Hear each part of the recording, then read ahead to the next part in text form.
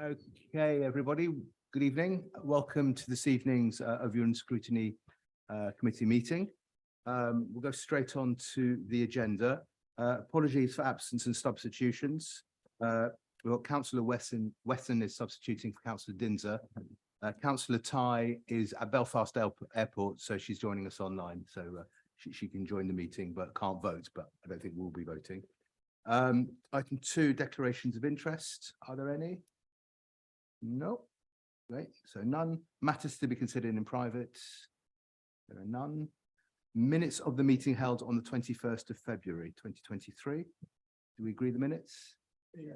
Oh, Councillor Driscoll.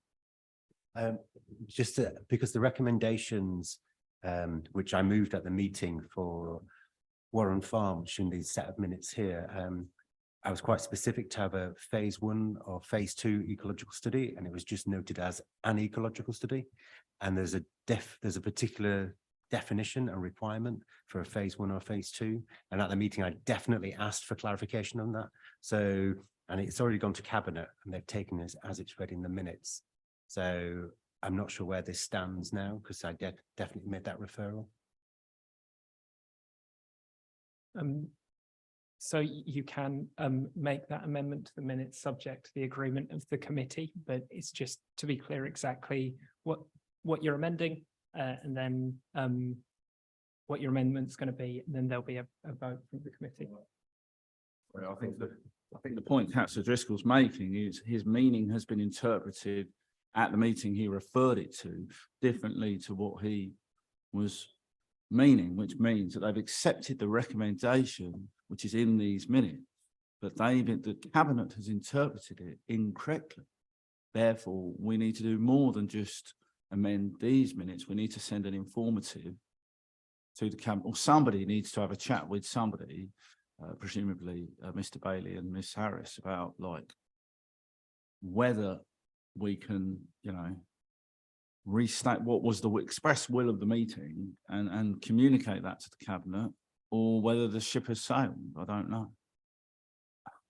I think we can, of course, amend the minutes, but it was considered a cabinet following the last Overview and Scrutiny meeting as urgent matters. So I think the ship has sailed in terms of amending the recommendations. We can do an informative that we're changing the minutes, but I don't think it can go much further than that. If we can change the minutes, that would be the starting point. And I think cabinet need to take on board the spirit of what was taken at OSC and how it was recorded. But this is the first chance we've reviewed the minutes. But yeah, so there's no other early opportunity, although I did have a chat prior to that with your chair, just so you were aware. Can I just clarify which part of the minutes you're amending? It would be the recommendations, which are on page 6 of the pack, and it's resolved to undertake an ecological and habitat survey. So it should be a phase 1 or phase 2. I think phase 1 is the preferred title for it. I mean, I would suggest that we have a look at the recording and make sure that's exactly the terms under which that vote was taken, because I don't have any recollection, but we talked about a lot of things in that meeting. I'm not disputing the intent with which you made that recommendation or your interpretation, but I think that the minutes should be, the meeting itself should be referred back to and looked at. I mean, we have a recording, don't we? So it's on YouTube. yeah, yeah, exactly. Yes, so we can refer to YouTube, but perhaps the minutes of this meeting can be taken to the next meeting for approval then. Okay, we'll do that way. Thank you. We'll defer those minutes to the next meeting. We then have to agree the minutes of the meeting held on the 16th of March. They agreed? Excellent, thank you very much. Now we can proceed to the real business of the meeting, which is the annual review of the Safer Ealing Partnership, the annual report. Before we start, I'm going to ask Councillor Raza to introduce the report. After Councillor Raza's finished, I'd like each panel member, we've got quite a few people here, just introduce themselves, and then we'll start on the business of the meeting. And one little warning, the microphones are very sensitive, so please don't touch the base, because they have a habit of disconnecting. We've had a couple of problems in recent meetings. So move the top bit, but not the base. Thank you. Councillor Raza. Good evening. Thank you, Chair. So tonight I get to introduce our annual report, which we do every year. And it's always a pleasure to see how we're making progress. So the Safer Ealing Partnership is a community safety partnership that we hold in Ealing. And as you're aware, that the purpose of this partnership is to coordinate and monitor the combined actions of all the agencies that are involved in the borough to tackle both the causes and the impact of crime and antisocial behaviour. So as one of the largest populations in all of the London boroughs, Ealing has traditionally been a sort of high volume, moderate rate borough in terms of notable offences. And the report being presented tonight will take us through the sort of performance data, provide commentary, analysis and case studies on the work of the services across the Safer Ealing Partnership that's been carried out in 2022. So the report will outline the sort of key performance data from the police, focusing on all their areas of business, as well as the council's Safer Communities team and the outcomes that we sort of deliver as a wider partnership in relation to our borough priorities. So such as the ones that we're building on our A Safer Ealing for Women listening exercise, and you'll see more of that, or we've read more of that in the report. And this is sort of strong and necessary focus on work that we're conducting to tackle crime and community safety issues that are important to Ealing residents, in particular affecting young people and violence against women and girls. So I'll pass on to our partners to introduce themselves. Thank you, Councillor Raza. We start maybe from the left, Mr. Good evening, all. My name is Ben Moore, London Fire Brigade Borough Commander for Ealing. Good evening, it's Superintendent Anthony Bennett. I'm the Neighbourhood Superintendent for West Area. Good evening all, my name is James Herring, I'm Chief Inspector for neighbourhoods within West Area and in particular Ealing. Evening, everybody. My name's Jess Murray. I'm the Assistant Director for Safer Communities at Ealing Council. Evening, everyone. Paul Murphy. I'm the Safer Communities Operations Manager. Good evening, everyone. I'm Mehmet Kiranel, Violence Reduction Coordinator in Safer Communities. Fantastic. Thank you very much for that. So what we're going to do now, rather than have a long presentation on the report, everybody's had the report for a week, should have read it. So we're going to really make this more interactive, go straight to questions, and we're going to try and run it on some broad themes rather than just go chapter by chapter. So we will start off, and everyone here has been circulated with what I would hope would be the themes that we can address. If there are other questions which fall outside of that, that's absolutely fine. But let's try and keep it fairly coordinated. And we'll run, obviously some themes will probably have more questions than others, but I'll be very time focused. So I will cut people short if they do talk for too long. So we'll start off with the trust and confidence, and that's very much in the police, in the fire brigade, in the council. And I'd ask members for any questions. So Councillor Newstub.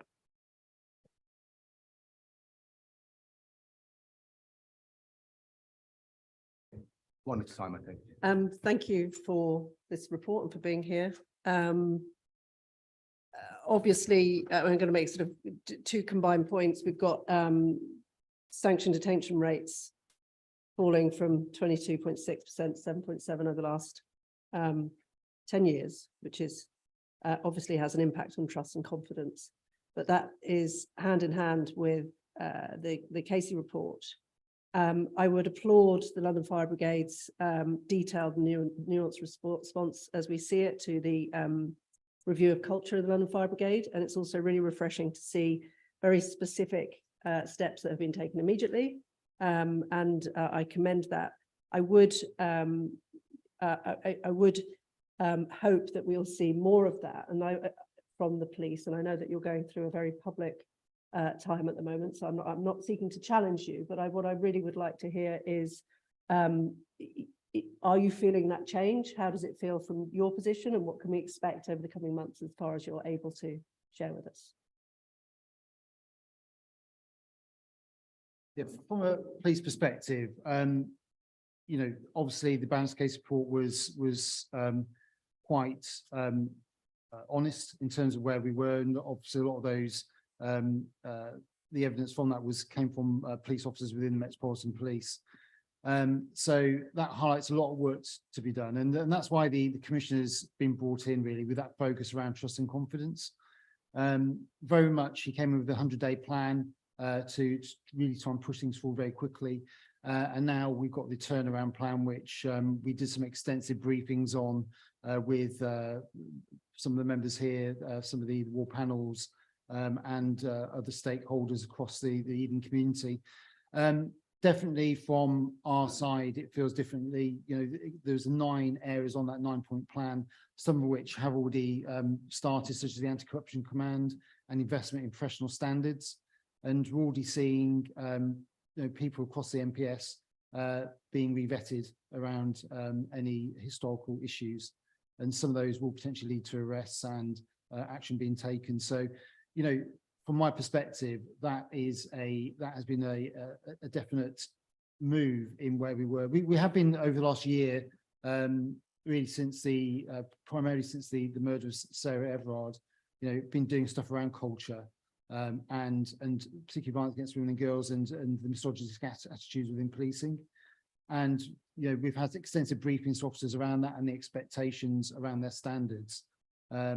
Vanna's case reports highlighted some issues around how long cases take. So when a complaint comes into us, you know, we know we've got to improve on the timescales around that. And that's an area of work which will fall under the turnaround plan, as will support to victims of offences where police have been named as the suspects as well. So all that will be, you know, be progressed via the turnaround plan. And I think from a cultural aspect, I think we've got our outreach program working within the police, which is looking at how we recruit people from underrepresented backgrounds into the police force, which I think from my perspective, and obviously from the Commissioner's perspective in terms of the investment he puts into that program, getting the police force to feel more like the communities it serves, looks and feel more like the communities it serves, will actually be one of the biggest cultural changes that we can do. But as we've seen over the last 20 years since the McPherson report, recruiting numbers has been very slow. There's been a very, very gradual increase in people from underrepresented backgrounds, but it's way too slow. And the outreach program is there to try and boost that and try and get that moving sort of faster. So yes, there is lots going on. I've just been speaking before the meeting about how much time we're spending around trust and confidence and trying to improve that, the culture within the police force. And that's just been an ongoing piece of work now for a number of years moving forward. But the turnaround plan's got a lot of investment behind it, covering a number of different areas, and you know, a number of work streams being headed up by chief superintendents to make sure that these things get driven through and land effectively. So from my perspective, it does feel like different in terms of where we are. The scrutiny feels you know, real, and you know, we are seeing colleagues being looked at more closely around their behaviour. And one thing around that as well, which we've mostly not been great at, has been proactive. So rather than just waiting for victims to come to us with allegations against police officers, whether that's external to the police or internal, we are looking at ways of being more proactive around that and trying to identify officers that really shouldn't be in the organisation without having to rely on victims to come forward to us. And so those will be some measures that have been introduced as well. Up on that, thank you. I mean, I would, you know, you alluded to that yourself. You know, this is not our first go round this, you know, having for, you know, sort of people my age and above will be very, the McPherson will be very a present memory. The fire brigade completely accepted, and I'm not expecting you to make a commitment, and they accepted the findings of the report around institutional misogyny, homophobia, and racism. Do you think it is problematic, or does it problematize your ability to really make changes by the Met Police not doing the same, or and other police forces, to be fair? You know, I think, you know, both internally within the police as well, there's those conversations being had about whether the commissioner should have declared it as you know, going down that institutional racism, misogynistic, homophobic sort of term. I suppose it's not for me to comment on that. I think what's important, and I think this is where the commissioner was briefing into the media around it, is that we take action on what's been highlighted. I think it's clear where the failings are in the Banners case report. All those findings have been accepted. So I think the important thing is that we actually make those changes which are required. I think it will be argued about whether it should have been, that term should have been used or not. But as I say, it's most outside my remit to really sort of comment further on that. But there is discussion within ourselves about whether that should or shouldn't have been used. Yeah, I'm not trying to trip you up. It's just, No, it's a very real consideration. Yeah, And totally, perhaps yeah, we I can understand. talk more about the specifics of Ealing, which is what we should be talking about, but it's just really interesting to get your perspective. Yeah. Thank you. I've got Councillor Rice next. Thank you, Chair. I've just got some general questions about the morale in the fire service, because it's very important that obviously the staff have good morale in order to serve the public properly, because there has been this, what has been reported and how that makes people feel. I know I do follow someone on Twitter who's a black firefighter, and I can just see that he can be quite unhappy about things that are going on, not only with what's been reported, but actually what comes down to paying conditions as well. And that brings me on to looking at one specific question, is looking at the monthly totals of fires. I know we had a huge heat wave last year in the summer. Is it common for us to have such a huge number of fires around that July and August time? Is that the norm? Because I'm just very concerned, wondering, did we find ourselves in a situation where firefighters had even leave cancelled in order to deal with the summer that we had? I mean, how that might have even exacerbated low morale, if that does actually exist. Thank you. Thank you. In terms of its individual morale, it's very difficult to speak, but yeah, we understandably, as human beings go through periods of high and low morale, depending on the social economic environment, with the cost of living crisis and the back end of COVID, 2 years of extreme pressure on all services, major incidents declared across London, and the support works that we were involved in for other agencies such as NHS, London Ambulance Service through NHS, and some of the other services we're providing. It is very difficult. Yes, cost of living living crisis was significant, and that was seen by the national votes for industrial action over pay, with inflation rates over the past 12 years going significantly higher and outstripping wage growth. Understandably, Fire Brigades Union nationally took on a vote to engage in industrial action, which was agreed by members, and negotiations carried on through National Joint Council to the point where we have found a resolution, and that has has been resolved, and we're no longer under the threat of industrial action in that process. And yes, it does affect morale over the summer period. Yes, we do regularly see climate-related peaks and troughs in incident types. So, in particular, in the months of July and August, most notably, the differential between the two types of classification. So, within the report, code 1 would be insurable loss within properties. Code 2s would be non-insurable loss, as in not necessarily properties, or it would be open land, grass fires, shrub fires, rubbish fires, various other elements. So, and that is a regular occurrence. So, remember back to 2020, the April-May time, there was a heat wave around about the first lockdown. We see a natural spike in that as well, from people out of control bonfires in gardens through to barbecues going slightly wrong, I think is what the phrase. So it is natural, but on July 19th, a major incident across London was declared due to the heat wave, and our services were significantly impacted on that particular day. And that was our London Fire Brigade's busiest day since the Blitz. It was outrageous. I will say that I am not aware, and I do not believe that any leave was cancelled, but I'm not aware of every single leave case within the entire brigade, but I do not think that there was leave cancelled. I'm not aware of any cases locally, put it that way. But it's to put significant strain on resources, absolutely. And in that time, as is natural within a major incident. We work together with other partners, and thanks would go to the Metropolitan Police, who specifically helped me significantly in staff movements throughout the period and through the night of the 19th. I couldn't have done some of the things that we were doing without the Met Police's assistance.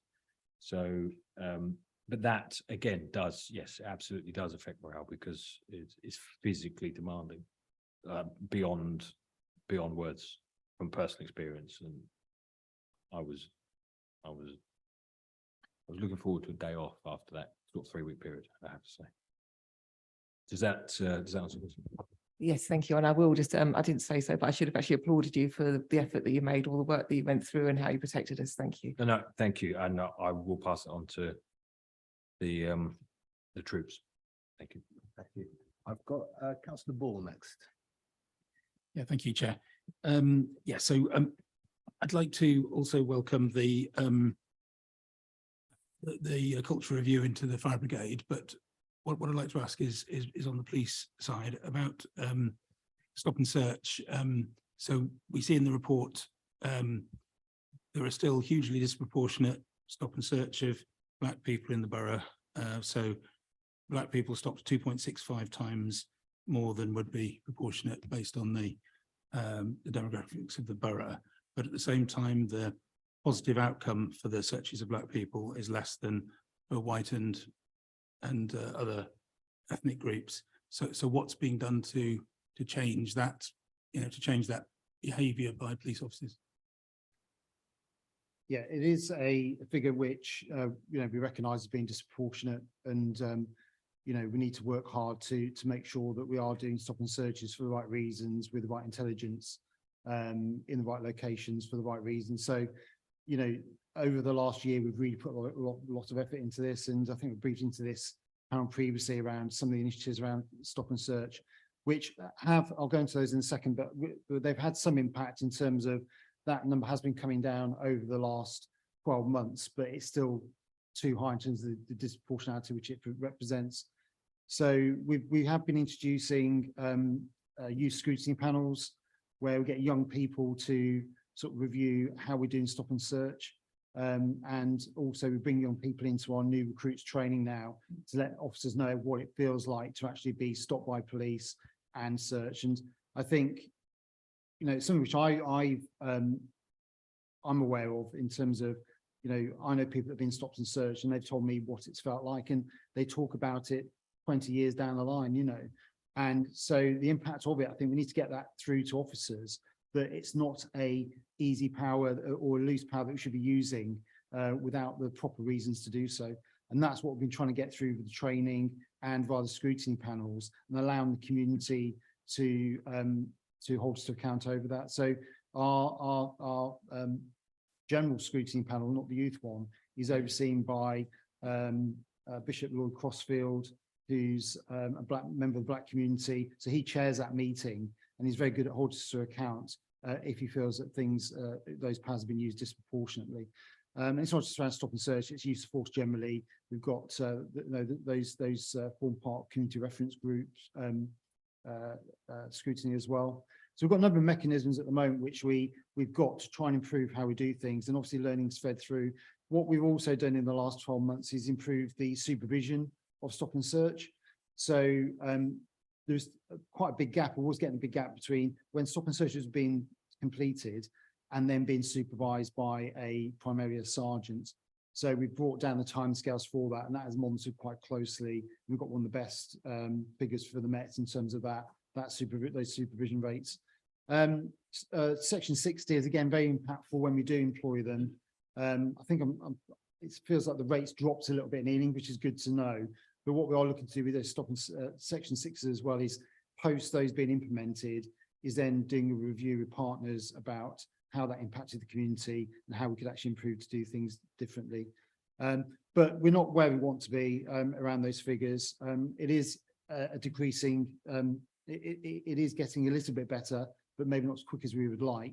But we're going to build on what we've already done this year, and try and get more people involved with those scrutiny groups as well. So involving more members of the community that can give us their thoughts. And I think by that collaboration will help us sort of address that disproportionality figure, which, as I say, we accept, shouldn't be as high as it is. Not another question really, but just, I think I just welcome what you're saying about people still talk about it 20 years later when they've been stopped and searched. And that certainly, that's what I find as well, talking with people. It is something that has a really long-term effect on people. So that recognition from the police is important. So thank you. Councillor Alexander next. Firstly, I'd just like to say in terms of LFB Ealing, my mum was supposed to go to the New Cross house fire, didn't go, and obviously tragedy occurred, and she has been for a long time an LFB cadet instructor because of her experience. The LFB Ealing in terms of the community, in terms of the Starkey parade, in terms of what Acton Fire Station does in terms of community, is I go because of obviously my mum, and for 2 weeks I'm filled with joy because it's so wonderful and should be promoted a little bit more. I think you guys, I know obviously as a council you don't want it to be political, but what you do is fantastic. But I would like that kind of community with the police, and I don't think that sort of is happening, and I worry about that. And the reason why I worry about it, my dad was shot and killed by the police when I was 6. And I don't want to go into it, but he was a black man that was scared, and it ended up with him dying. But there's situations where young black men are scared to approach you because they're worried they're going to die. Now, I'm so grateful for this borough because they helped me and supported me and made sure that I was okay. But like you said, in terms of trauma, I know that lived experience locally will still come up to me and still say to me, oh, look what happened to your dad, and it's awful. And that's 33 years later. And the reason why it's so important for people like myself to make sure it's not to be angry, but to make sure that this is right for other people, so that people don't go through what my family and the local community have gone through. So it's so important. In terms of the youth scrutiny panel, that's great. But again, is it certain young people that would sort of at risk of having contact with the police? Are they going to be, are they members, or is it selected young people that are on the right path? Thank you. No, I'm sorry to hear that. I know thank you for sharing, because I can understand that that's really upsetting. So, I can't answer for what happened back then, obviously, but we're very committed in terms of the police force to minimise any instances of anybody being shot or killed by police, and and those instances where it does happen get rightly reviewed by the IPC. But just in terms of the stop and search scrutiny panels with young people, been working with the local youth justice service around that. So that is where we've been taking the young people from. So it's not the people who traditionally necessarily want to deal with the police. We have sort out those individuals as people who want to interact with, because as I say, they'll be the ones that may have been subject to stop and search and police use of force in the past. So that's quite an important element of those panels. There is an inherent lack of distrust in the police within black communities, understandably so, due to what's happened in the past and the police failings in the past around that. And I think when I come back to, it's a big barrier to get over, but very much, we've got a dedicated resources trying to recruit people from the black community into the police, but it's very difficult. Sorry. So this is the thing. It's okay to recruit officers, but I worry about in terms of leadership. We need to get, because then what tends to happen is the culture they get lost within the culture, and do you know what I mean? So it's really important to retain your police officers, and they end up, you know what I mean, at some point being a commissioner one day. Yeah. Do you know what I mean? So this is what needs to happen. Yeah. And yeah, sorry. No, I'll come on to that because you're right about leadership as well. It's not just about bringing people in, it's who's leading the organisation. I'm glad to say I worked in West Mids for 4 years after leaving the Met a few years back. And one of my chief superintendents up there who got promoted has just come into the Met this week, called Matt Ward. He's from the Black community. He's a real great officer, and he's been brought in at deputy assistant commissioner level. So very senior officer. I'm going to try and get him down to Ealing to see what goes on down here as well, you know, via that connection I've got with him.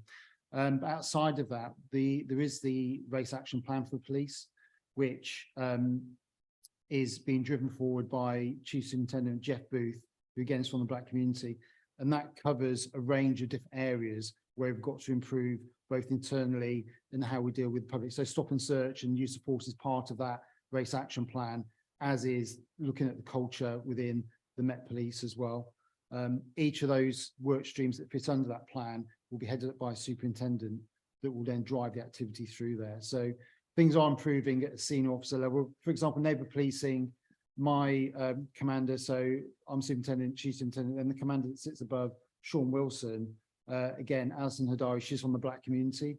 So we are seeing things changing around, you know, the number of people from the Black community at senior positions, but also females in those senior posts as well. So things are improving. I think that, you know, when we go back to how things feel, I think we are, in terms of those senior leadership positions within the MPS, it does feel that things are moving a lot quicker than, say, what we're getting in terms of recruitment coming in some respects, which I think is a good thing, because you know, they will come back with some ideas about how we can improve things better. So it is improving. It's just shame it's taking so long to improve, I think is where we are with it. And I suppose we can't do much about what's happened in the past, but it's really about trying to make sure that the turnaround plan which the Commission is bringing in does have the impact which we all want it to, and he's definitely putting a lot of resources into that. Okay. Thank you. I got Councillor Brett next. Thanks. It's to the police as well, sorry. But I was at the 9-point plan that you delivered. And it kind of touches on a couple of these points, just around a couple of the members that were there listening, brought up the fact that the people that were delivering this 9-point plan were all, they were not representative of them or their communities. There weren't really any senior women, and there weren't really any senior people of colour there either.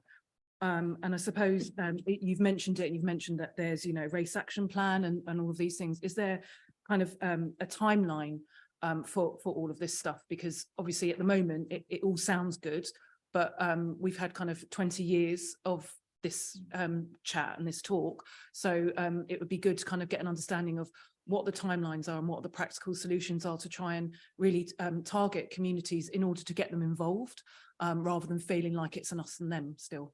Thanks. I mean, in terms of, I've got 3 chief inspectors. One of those is from the Sikh community. You've got 3 superintendents now that sit over neighbour policing on West area, which would be dedicated to each local authority area. One of those is from the, I think it's from the Muslim community himself as well. So we do have representation at SRT in West area. I think it's something we need to work harder at ultimately, because it is still unrepresentative of the communities, and very much, you know, that's something which Sean Wilson does try and push through when they're doing the postings, you know, because that is outside of our control in terms of, you know, who comes here a lot of the time. But very much we're always pushing for more people that represent the communities we serve. I think in terms of the, sorry, what's the other question? Sorry, this one. It was just around the practical solutions and the timelines that the police are working to. That's right. So some of the things are already happening. So the outreach program, for example, has been running for about a year already, but it's going to get a bit more of an emphasis moving forward. Things like the things that are there to change corruption, like the anti-corruption command and the investment in professional standards, that is already happening right now. The investment in local policing, which is there to build up the trust of communities in general. Again, that investment in terms of an increase in PCSO numbers will be coming down the line in about 6 months. and the investment in more superintendents to try and address some of these issues at a local level. That's already happened. So there's already been an additional 2 superintendents coming into West area to help that neighbourhood police and peace, which include engagement with underrepresented communities. So all that is happening now.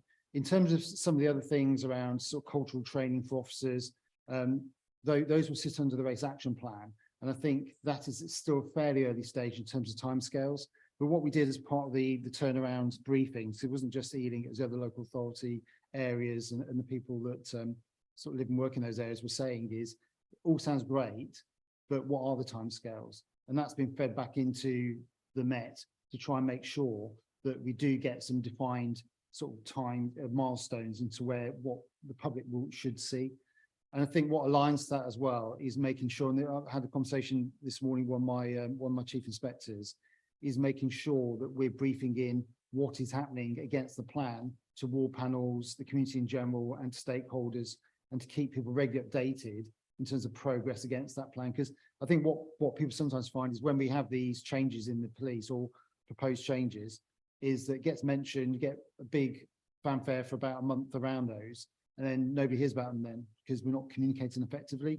And I think, you know, that is part of what we've got to try and do locally, is keep people updated on what's happening around the turnaround plan, the different elements of that, and give them the opportunity to hold us to account, not just once a year, but regularly through that year. And then that gives us opportunity, if we don't have the answers, to then go back to the sort of senior Met officers who are running those programs to sort of say, look, these are the challenges we're getting. What are the answers we can take back to the community? So some things are happening, some things are due to happen very imminently. And then some of the longer term things, those timescales haven't been quite defined just yet. Thank you. Councillor Kumar. Thank you, Chair. My question is on the police officer training that young people attend. I think you have sessions every 5 weeks. I understand on the stop and search. I wanted to know how it's progressing, and if there are challenges, what are they, and how are you sort of, addressing that? I know you've mentioned scrutiny panels. Is that also part of a conversation in those panels? And also what the percentage is, the mix, stop percentage on ethnicity and sex in this group that's taking the training?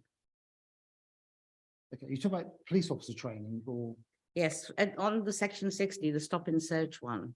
Yeah. So under section 60, it says police officer training. So young people now attend training sessions. So it's, I'd like to know how that's progressing. Yeah. It is on the stop and search, and I know they're accompanied by social workers and everything, but really, an update on that, because the progress, challenges, how you're addressing them, and also the mix of the stop percentage by ethnicity and sex. By that I mean the groups attending these training sessions. Yeah. Okay. Thank you. I won't have to break down those figures, so we'd have to go back in terms of who, what those numbers look like. In terms of the challenges, obviously, part of the reason they're going wrong, so the new recruits who are subject to that training hear the words and experiences of those people that have been stopped. So, that is sort of how it works, if that's what we're referring to. So you get new recruits, and then during their stop and search training, they get someone to come along to give their experiences of being stop and searched, and then they can raise the issues. That is sort of what we're talking about when we involve in the stop and search in the training. So some of those comments would be, that sometimes police officers aren't getting the right information, not giving detailed information in terms of why they've been stopped and why, force might have been used in those occasions. So that's sort of some of the feedback that comes back from people to those new recruits. The group of young people who attend these training sessions that you're talking about, and apparently they take place every 5 weeks, and they are accompanied by their social workers. So it is, we need a little bit more detail on that. It's on page 10, section 60, and then police officer training. They're two different things. Yeah, so. But it's the police officer training, They're two different things. but it's, No, I get what you're saying. yeah, it's connected to the stop and search, so. That's the, it's the bottom of page 27, page 10 of this report. Yes, page 10 of this report and 27.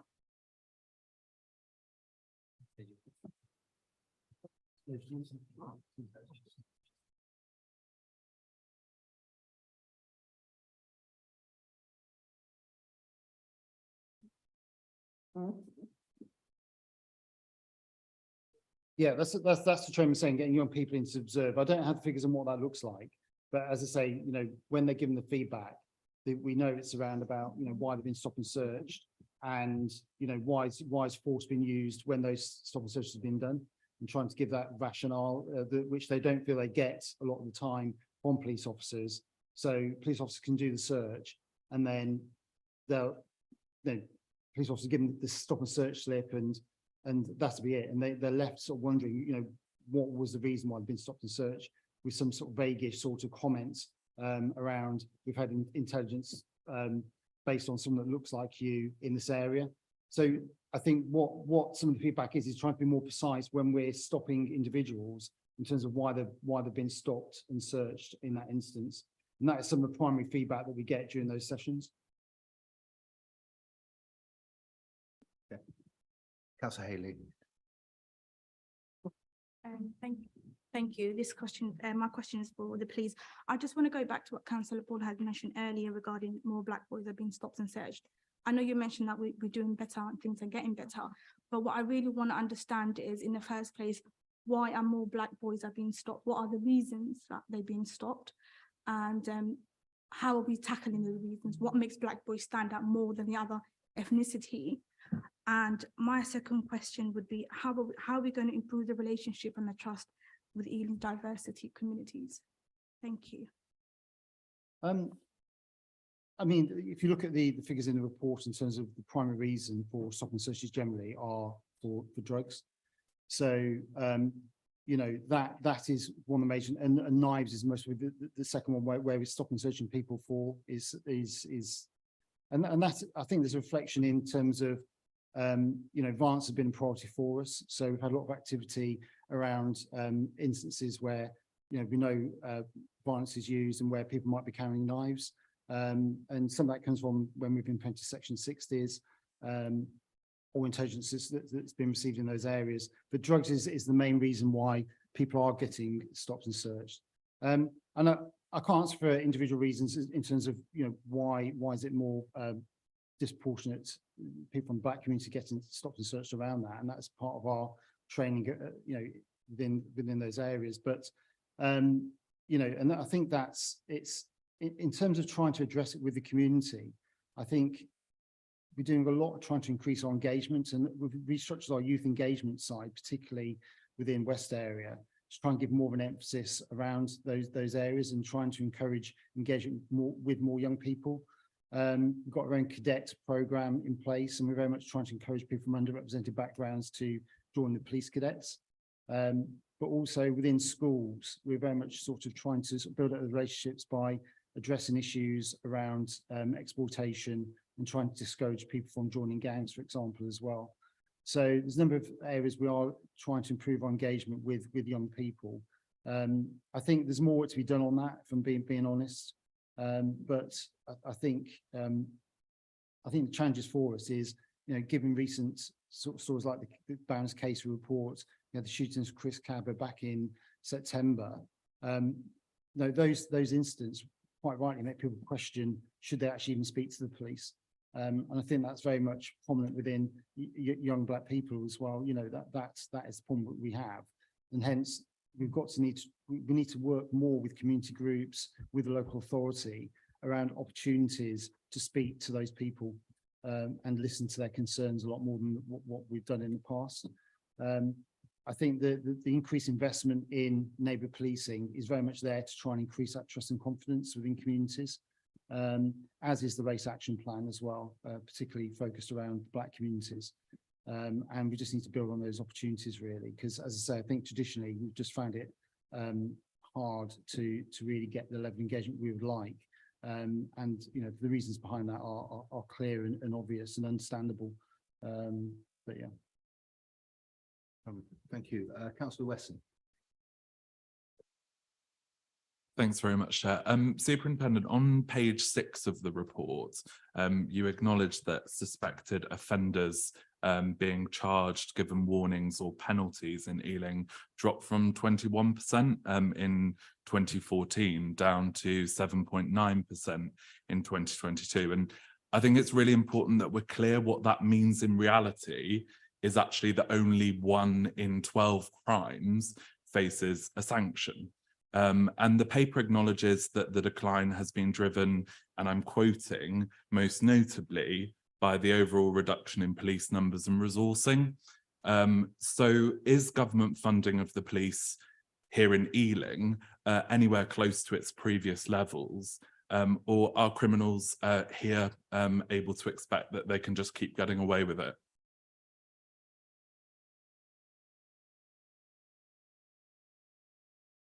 Sorry, I didn't realize that had been turned. Yeah, I think we all realise that police numbers dropped from where they were, say, sort of 13 years ago. So, you know, I don't talk financial numbers because it's not my area, but, you know, if you look at the number of police officers, that definitely has dropped. I think that's where the Commissioner is looking to reinvest in local policing. So at the moment, we're looking at across London, 1,600 PCSOs in the next year and a half coming down the line. They're looking at increasing PC numbers into local policing as well. And you've already had the investment at the superintendent level to try and drive increased engagement and, you know, the sort of interactions with the local community. So there is that investment being put into local policing. And I think, you know, automatically that will see some of the more low level offences, which we may not have had time for to deal with to the extent we'd like to in the past, been dealt with more effectively. So things like vehicle crime, in already the Commissioner in relation to burglary is looking to get an officer to every burglary that's committed across London. And that should increase, part of the reason for that is that will increase the opportunities to actually identify opportunities for forensics, or it may be that sort of witnesses might come forward within the local area. So there's ways we can improve in relation to, you know, bringing more people to justice around crime. But that, as we know, that has dropped off over the last sort of 12, 13 years across the country, not just within the Metropolitan Police. But, you know, when we talk about violence against women and girls as well, there's a lot of work going on in relation to trying to increase sanction detections in that area as well by working and supporting victims better. And that's the other thing, is making sure that we get victims on board by giving them, again, trust and confidence in us to deal with those offences effectively. So there's a lot of work going on. One of the areas of the nine points turnaround plan is that focus around victims. And some of that is looking at how giving the victim the choice about how we contact them when they've crimes been committed, looking at how we work with the criminal justice system in terms of bringing people through cases, and also quickening up the justice system in the first place, so people aren't waiting, you know, a couple of years before their case comes to court and you know, justice is served. So there's a lot of work around that already started. Definitely within the public protection side, there's been a significant investment in increasing the numbers of people in there. We've got a predatory offender unit, which is there to actually go and arrest people that might be looking to commit or have committed violence against women and girls and potentially are wanted. So a lot more investment in that area has already gone into local policing. So yes, the investment is starting to pick up again, I think, is what we're finding, but it's mostly still not at the levels as it was 13 years ago. Thank you. Councillor Weston, if you've got to follow up.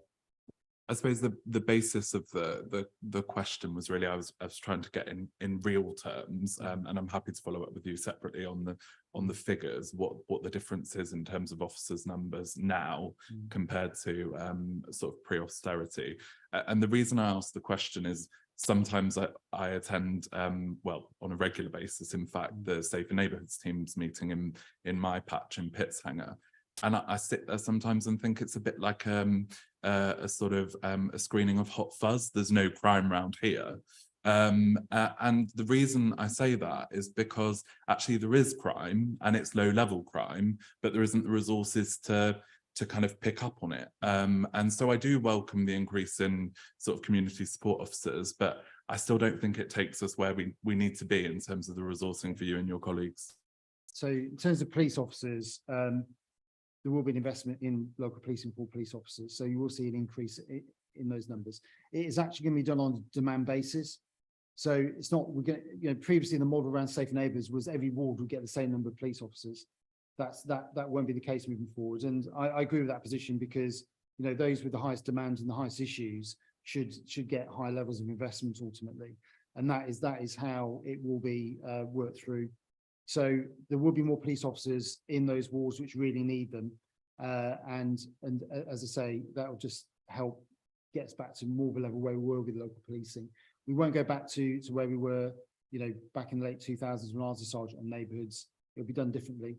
Doesn't mean we won't get back to the same level, similar numbers, but it's just going to be distributed in a different way. Okay, thank you very much. I've got Councillor Crawford. Thank you, Chair. I wanted to follow up on a couple of the contributions made by my colleagues sitting here. Councillor Alexander's personal story is tough, and we're very proud that she's here with us in this committee and this council and put her life into public service, as have many police officers indeed, having suffered or suffered the consequences of violence and decided to put themselves forward to serve their communities. One of my constituents until his own sad demise was Jamal Edwards, who died sadly about 18 months ago now. Now, Councillor Weston has just spoken about the resources we've lost, and we're not going to get them back. And you said that very clearly, Superintendent, we're going to have to do things very differently. Mr. Edwards lived on the Friary Park estate until very recently. And he lived opposite me, and he put his personal wealth into re-providing the community services that we've lost, not just in Acton, but around Ealing. And many Metropolitan Police officers joined his annual football tournaments, and I know the Fire Brigade were involved. And I just think that is some of the outreach work that Councillor Haley, that Councillor Alexander, that colleagues have mentioned, where you see your local coppers, because I know all my local coppers are. One of them was my school support officer and used to deal with how I misbehaved in lessons. I know it's not difficult for my colleagues to believe that. You don't need to answer, Superintendent. I know the direction of travel because I went to my first North Acton Ward panel meeting earlier this week with Sergeant Buckland, who's an excellent example of local community policing. And the other question, Chair, sorry, is it appropriate for me to ask about the Women's Wellness Zone now, or are we going to have a separate section for that? That's a dangerous way of indulging me, Councillor Gordon. All I was going to, yes, I take your point, is to ask Councillor Rosa and colleagues from Community Safety if they could just give a bit more detail on where we're looking to go following the success of the Women's Wellness Zone, and whether we can roll it out more to other areas right across Ealing. Thank you, Chair, for your indulgence. So do you want to give it a go? Well, it all comes down to resourcing, doesn't it? The Women's Wellness Zone is doing really well. I was on a meeting earlier today to say that basically just how invaluable a resource like that is. The dream is to have more. Ideally, we would like one in every town, in a very accessible part of the town where people can actually do that. Currently, I think we're looking into funding to expand that and possibly have more than the one that we have at the moment. But that's still being thrashed out in the detail. Perhaps I don't think we've got any. So I suppose in that context, the way the Women's Wellness Zone is set up, it's obviously a one-stop shop. So where we have additional funding opportunities, and at the moment we're seeing a much more of a culture, I suppose, both from the Mayor's office in London, but also the Home Office and others, of releasing kind of small to medium-sized funding opportunities for short to medium-term periods. So we have been bidding for additional kind of bolt-ons to put onto the wellness zone. So we've had a number of different projects come and go, and we will be always looking to find and fund more. I know in the meeting I was in today, Councillor Raz was in the same meeting, they were talking about work around reducing reoffending. So there's funding for a reoffending work to go to the zone and work with women who are potentially previously offended, looking at their reoffending potential and trying to help them away from specific kind of I suppose things that might lead them to reoffend again. So trying to offer stuff around that. There's also been housing workers and other stuff put in there when that money's come through. So we're trying to keep it as flexible as possible to maximize the amount of pots we can access and bolt onto it, because the premise is all around having that single location that, you know, obviously women with extremely complex and quite difficult circumstances can access, and then not kind of expect them to go from pillar to post to get the kind of support that they need, but also to join up that support as much as possible and make it as wraparound as we can. In terms of additional provision, I suppose the cohort that use the women's wellness zone are in that very top part of the pyramid of complexity and risk. So there is an argument to say that actually the next tier of risk, so not necessarily the extreme high end, but that medium to high, or the people who might necessarily be the next cohort to end up at the wellness zone in a year or two time, and how we can maybe focus services at those women and get them in an earlier phase of whatever the risk profile is to reduce the harm, because obviously getting into the wellness zone space means that there's significant amount of harm, significant amount of vulnerability, and that's not just to the women involved, but also their families and the wider support networks and people affected by that. So we're definitely looking at how that works, and we announced some spend through the new MVORG strategy that we announced in February, particularly looking at putting support into homelessness and domestic abuse,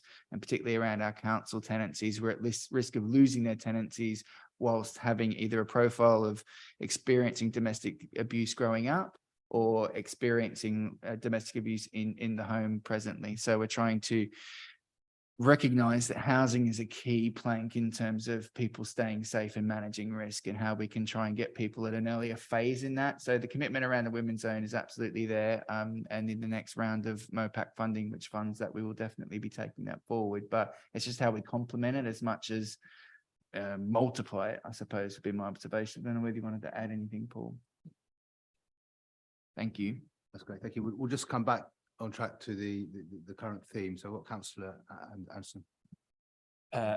Thank you. I'm aware that time, so our other buckets, so I'll keep my questions to two themes. One is on the culture at the Met, and kind of what you're kind of reflecting on the Casey report.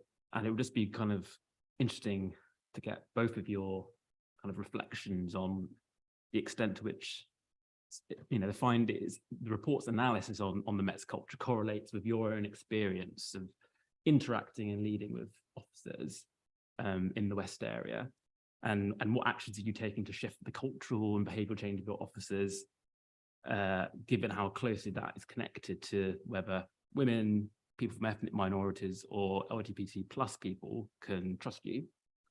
And then my second question is with regards to violence against women and girls. And this is more directed at the portfolio holder and our Safe Communities team.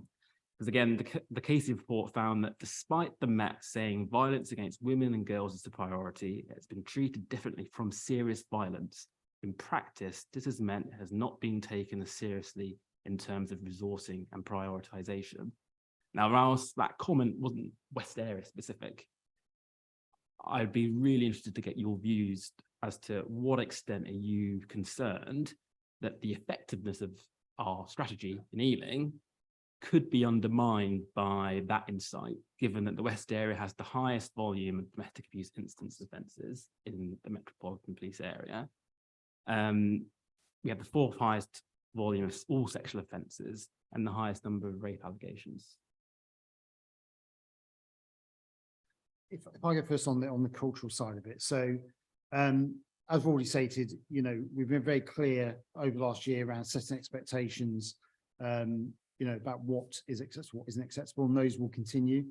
I think, you know, but in terms of some more of the practical measures around that, We've introduced a anonymous reporting line for officers to report instances where you know, they want to report either racist, misogynistic language by colleagues.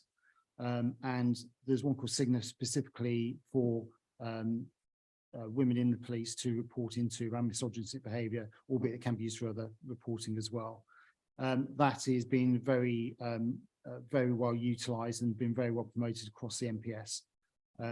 In addition to that, there are reviews going on around the professional standards side around disproportionality, and that was highlighted in the Barron's case report as well, in terms of more cases are upheld against people from the black community than are against white officers, for example.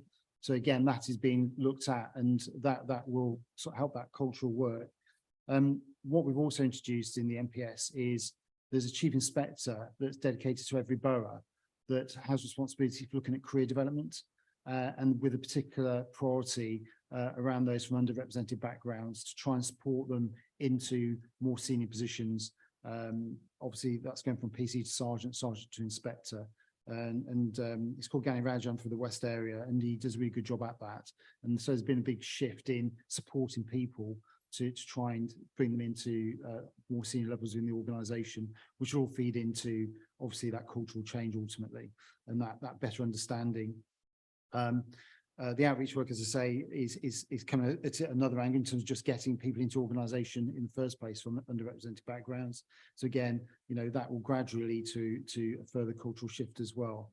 But generally, I think, you know, the more people see, and we are seeing it now, that officers are being dealt with for misconduct over things where previously they might just been given a slap on the wrist or management words of action. No, they are going up for gross misconduct now over some of those issues around use of language and behaviours, which previously wouldn't have been the case. That in itself sends its own message around change in the MPS, and quite rightly so as well. So then you've heard the Commission on the radio wanting more power to dispense with officer services within the organisation, and that's something which we need to work with government over, because at the moment legislation has some limits to it to allow him to do that. So, you know, from my perspective, in terms of what it feels like, those together and a few other things really sort of make it feel different at the moment in terms of where we are, and officers know it's different, you know, and you know, so yeah, there's a lot of things going on which really are sort of changing the mentality in terms of where we are in terms of this issue. But I don't, James, you want to add anything?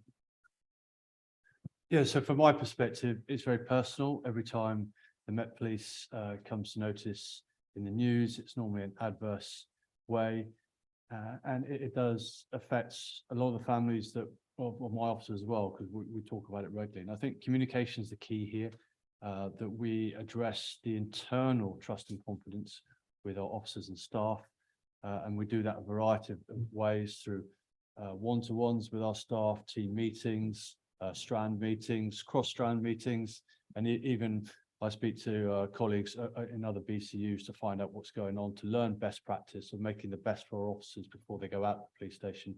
But to sometimes hear their views, it is pretty raw, and we must support them. There are lots of ways we support our colleagues, simply from a well-being or mental health perspective, and we are trying to engender that trust as leaders to take them seriously, as well as on the other side where we have cases where there are, we can call whistleblowers, so people come forward to either anonymously or through certain organizational change programs, and also strategies of pointing out where people have done wrong and to look after them. I've had a number of experiences recently where we've had officers come forward to point out. So we must support them, as well at the same time investigate and create that sort of culture where we can look after each other. And once we can do that internally through the various mechanisms of staff associations, I think people will believe in us as leaders that we're looking after them. And once we have that trust and confidence internally, we can go out on the streets and build that with the communities that we serve. I mean, just come back on that. One thing we will find is, because we are doing this push around making sure we're trying to weed out officers that have the wrong views in some criminal behaviours, either via social media or physically. We are going to see a lot more officers coming to notice in terms of the courts misconduct, which will then come into the media and be highlighted. So I think we accept that those stories will no doubt progress over the next year, 2 years.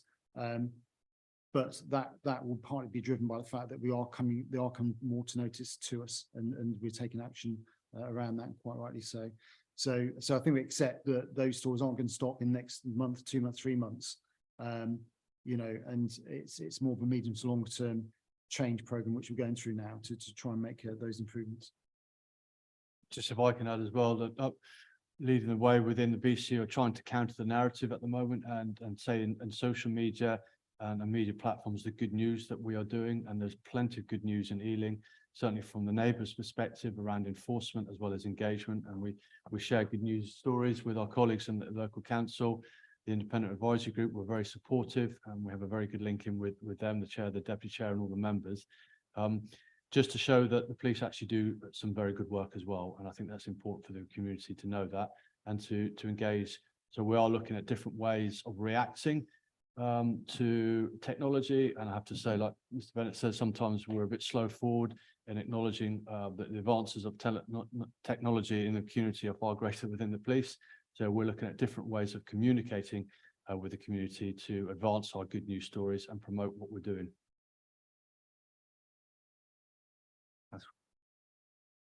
So I think you hit the nail on the head in the question. Actually, it's about the culture, and it's about changing the whole way that we do things, and turning the super tank around of various institutes isn't going to be happening overnight.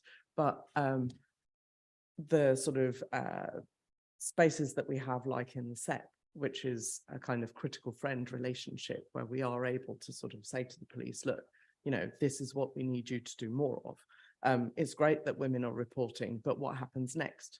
How are you supporting women going through that process? There's a lot of women who will come back to you and say, well, actually, I never heard anything back. As in, what happened next? Was that person picked up? What is the next steps? And why aren't women being supported through it? So those are things that we're working with our police colleagues to try and improve those bits, to try and get to a point where women do feel that it is worth reporting and that there will be some action that is taken. We've had meetings with our police colleagues on how to do that, and there are things that are in the pipeline to improve that. With our own sort of MVOG strategy, obviously we cannot just suddenly sort of wave a magic wand to make that happen. Again, it's going to take a bit of time. So a lot of the investment that we're doing is in the space of prevention and in the space of working with a culture change in our young people. Because only yesterday we were in a meeting where we were talking about the influence of people like Andrew Tate, where our young people have got a real skewed idea and a misogyny that's sort of happening in youth culture in a way that we've not seen before. So it's tackling those sorts of things so that those young people don't go on to have those unhealthy relationships and unhealthy ideas about how to treat women and ideas towards violence. So it's working very closely with our colleagues in schools, with our sort of youth work, with making sure that all those spaces where our young people are, we don't raise a generation where this carries on.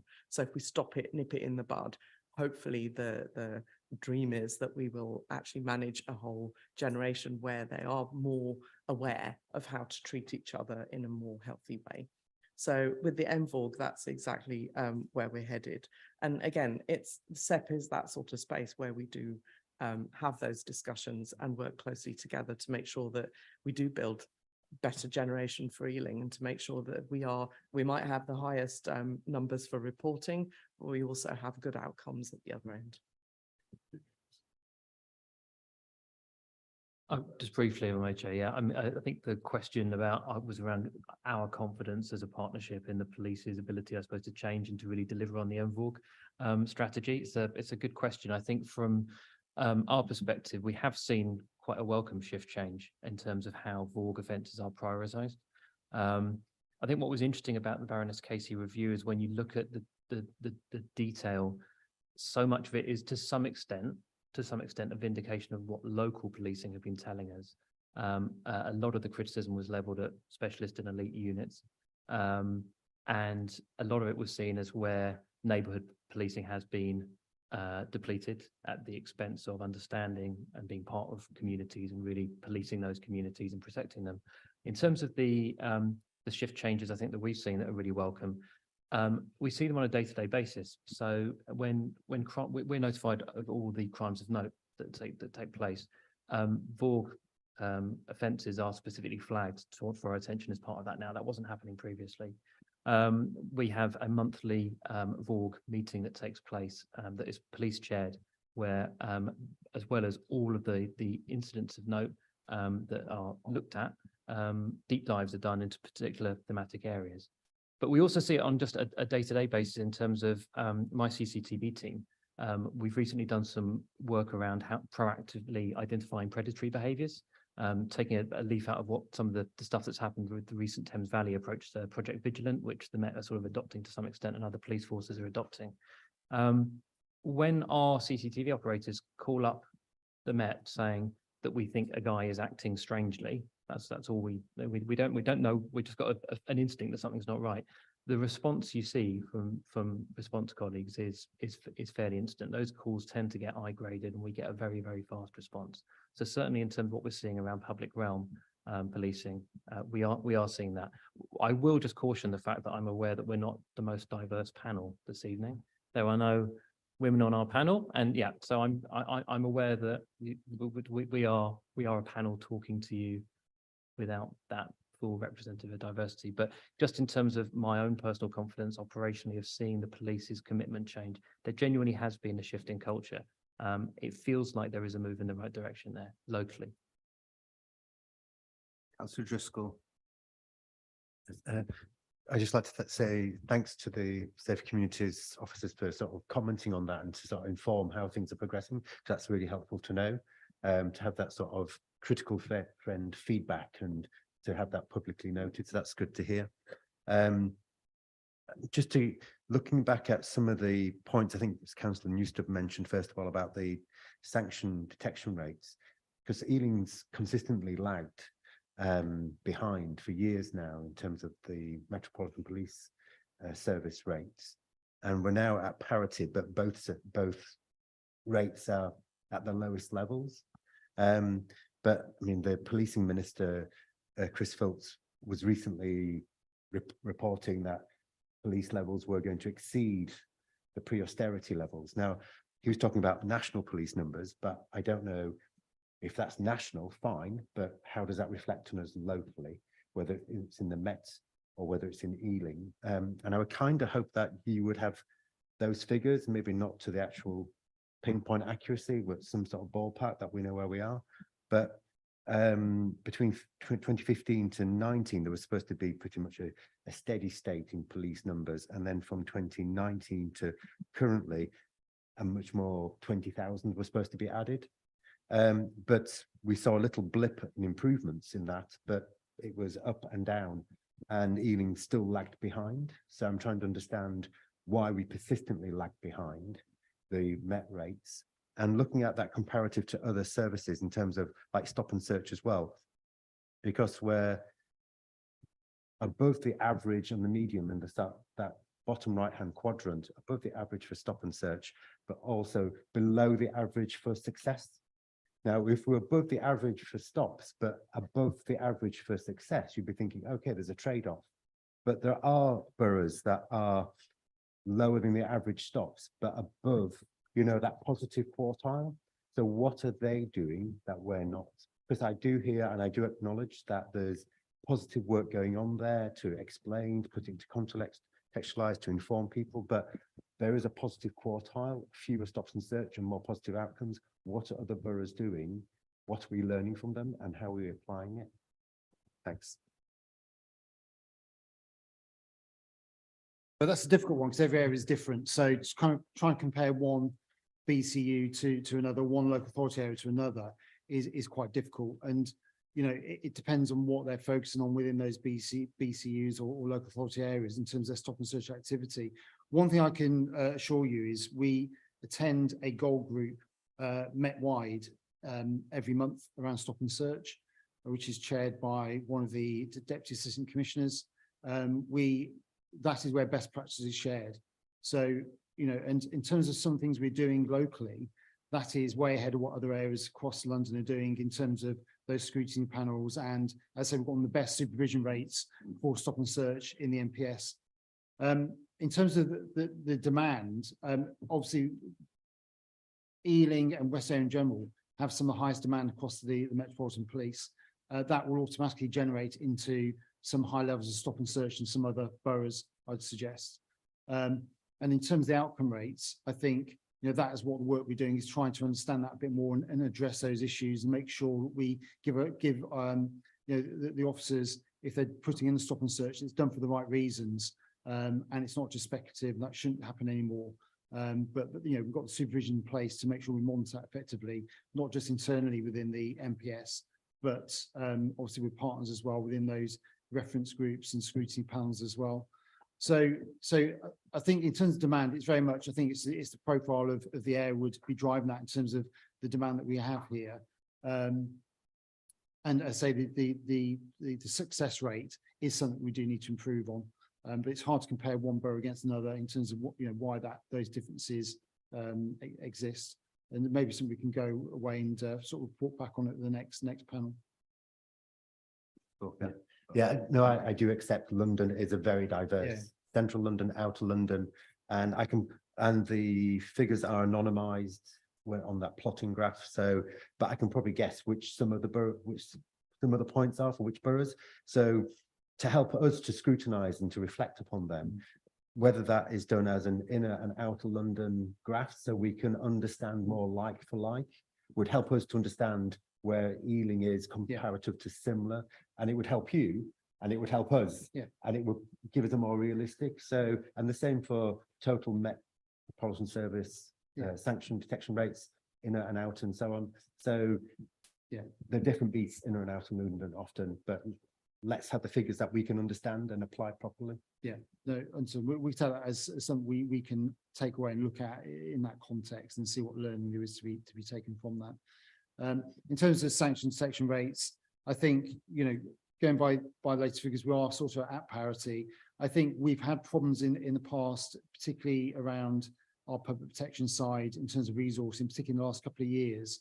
The reason partly why those figures have sort of come back more into parity with other areas is because we're just making sure that we're prioritising officers into those sort of key roles. And hence the investigations are getting more attention and we're getting more quality outcomes from those.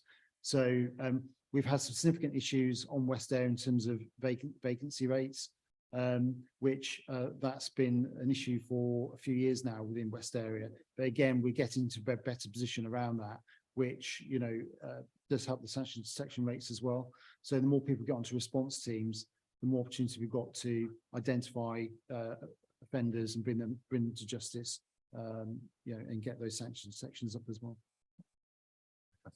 So we've got Councillor Brett. That's a question. So I know it's been the Metropolitan Police Service day to day, but I actually do have a question for the London Fire Brigade. There's a lot of parallels with regards to culture and behaviours that have come out in recent months, and that's across the country, but also in London Fire Brigade. So it'd be good to just get a bit of an understanding of kind of what the London Fire Brigade are doing to address those issues, because obviously there are parallels to what's going on within the Metropolitan Police. So it would be good to give us an understanding of the next steps that the London Fire Brigade are going to do. Yeah, certainly. So the outcome from the independent review of culture by Dr. Nasir Afzal published in November, the 23 recommendations, which we have totally accepted and are taking forward to do. The immediate action within those was some quite significant changes in implementation of a independent complaints service, which is still in operation, and a zero tolerance to any kind of discrimination, bullying or harassment within staff groups. Further than that, there's an identification of leadership. All all officers are going through leadership programs at various different levels commensurate with where they are. Equality and diversity training has been implemented, and now with recruitment rounds, there is an equality and diversity element to each single part of the assessment processes. We understand that possibly no, it was a difficult read, but possibly the hardest bit is the 2,500 operational staff have come forward and have had a voice. And the most difficult bit to read about is that there wasn't the ability or wasn't the feeling they could do that beforehand. And that's the bit that is difficult reading and is unpleasant. And it's how do you foster that culture? And it's similar to Councillor Raz's, which is a cultural change element. Whilst we put a significant action plan in place and we are going to see it through, it's going to take an awful lot of time. But that is not meant to take away from the pain or the hurt or anybody or any feeling that anybody has had within staff, within our various staff groups. We do lack diversity. Our current rates say that operational staff, so we have operational and fire and rescue service staff, operational being effectively frontline uniform staff. And that in itself is a crazy term because we immediately differentiate staff groups between the roles that supplied, but effectively we are all one team, but it's 5,500 approximately in London, 4,500 being frontline operational. We're running currently about 10% from the 10% female frontline staff, 15% from Black and ethnic minority groups, and that is clearly we want to be part of the communities. We want to be pillars of the community and welcome the communities into our stations as and I'm very proud to say that I am lucky enough to lead a fantastic group of people where we take that on board. I also feel disappointed myself that staff haven't been able to come forward to me and say that they're having some issues. And that is across London. But we want to be in those communities and we want to represent the communities and listening to us. So within the action plan, there's other elements, and this is also linked to our community risk management plan, which was published in January, which is our strategy moving forward up until for the next until 28. But obviously it's under constant review every year, and this, from that, I'm writing the borough risk management plan, which should include that. But the strategy moving forward is that we will be targeting to be representative of the communities into 40% BAME staff members and 50% female. Further subgroup of that is in our recruitment retention rounds. My understanding is that the aspiration that's on intakes on recruitment rounds that we'll be looking at 40%. Sorry, because I'm going to have my apologies.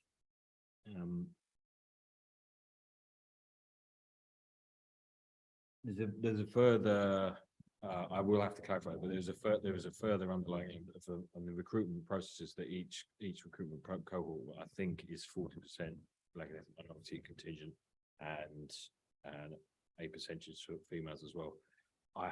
Sorry, I'm getting tongue tied, so I do apologize. I will look at the figures and give them to you privately. So there are within the encompassing action plan, there are all sorts of things. But beyond that, what we are doing, and it's testament to the sort of recognition, is that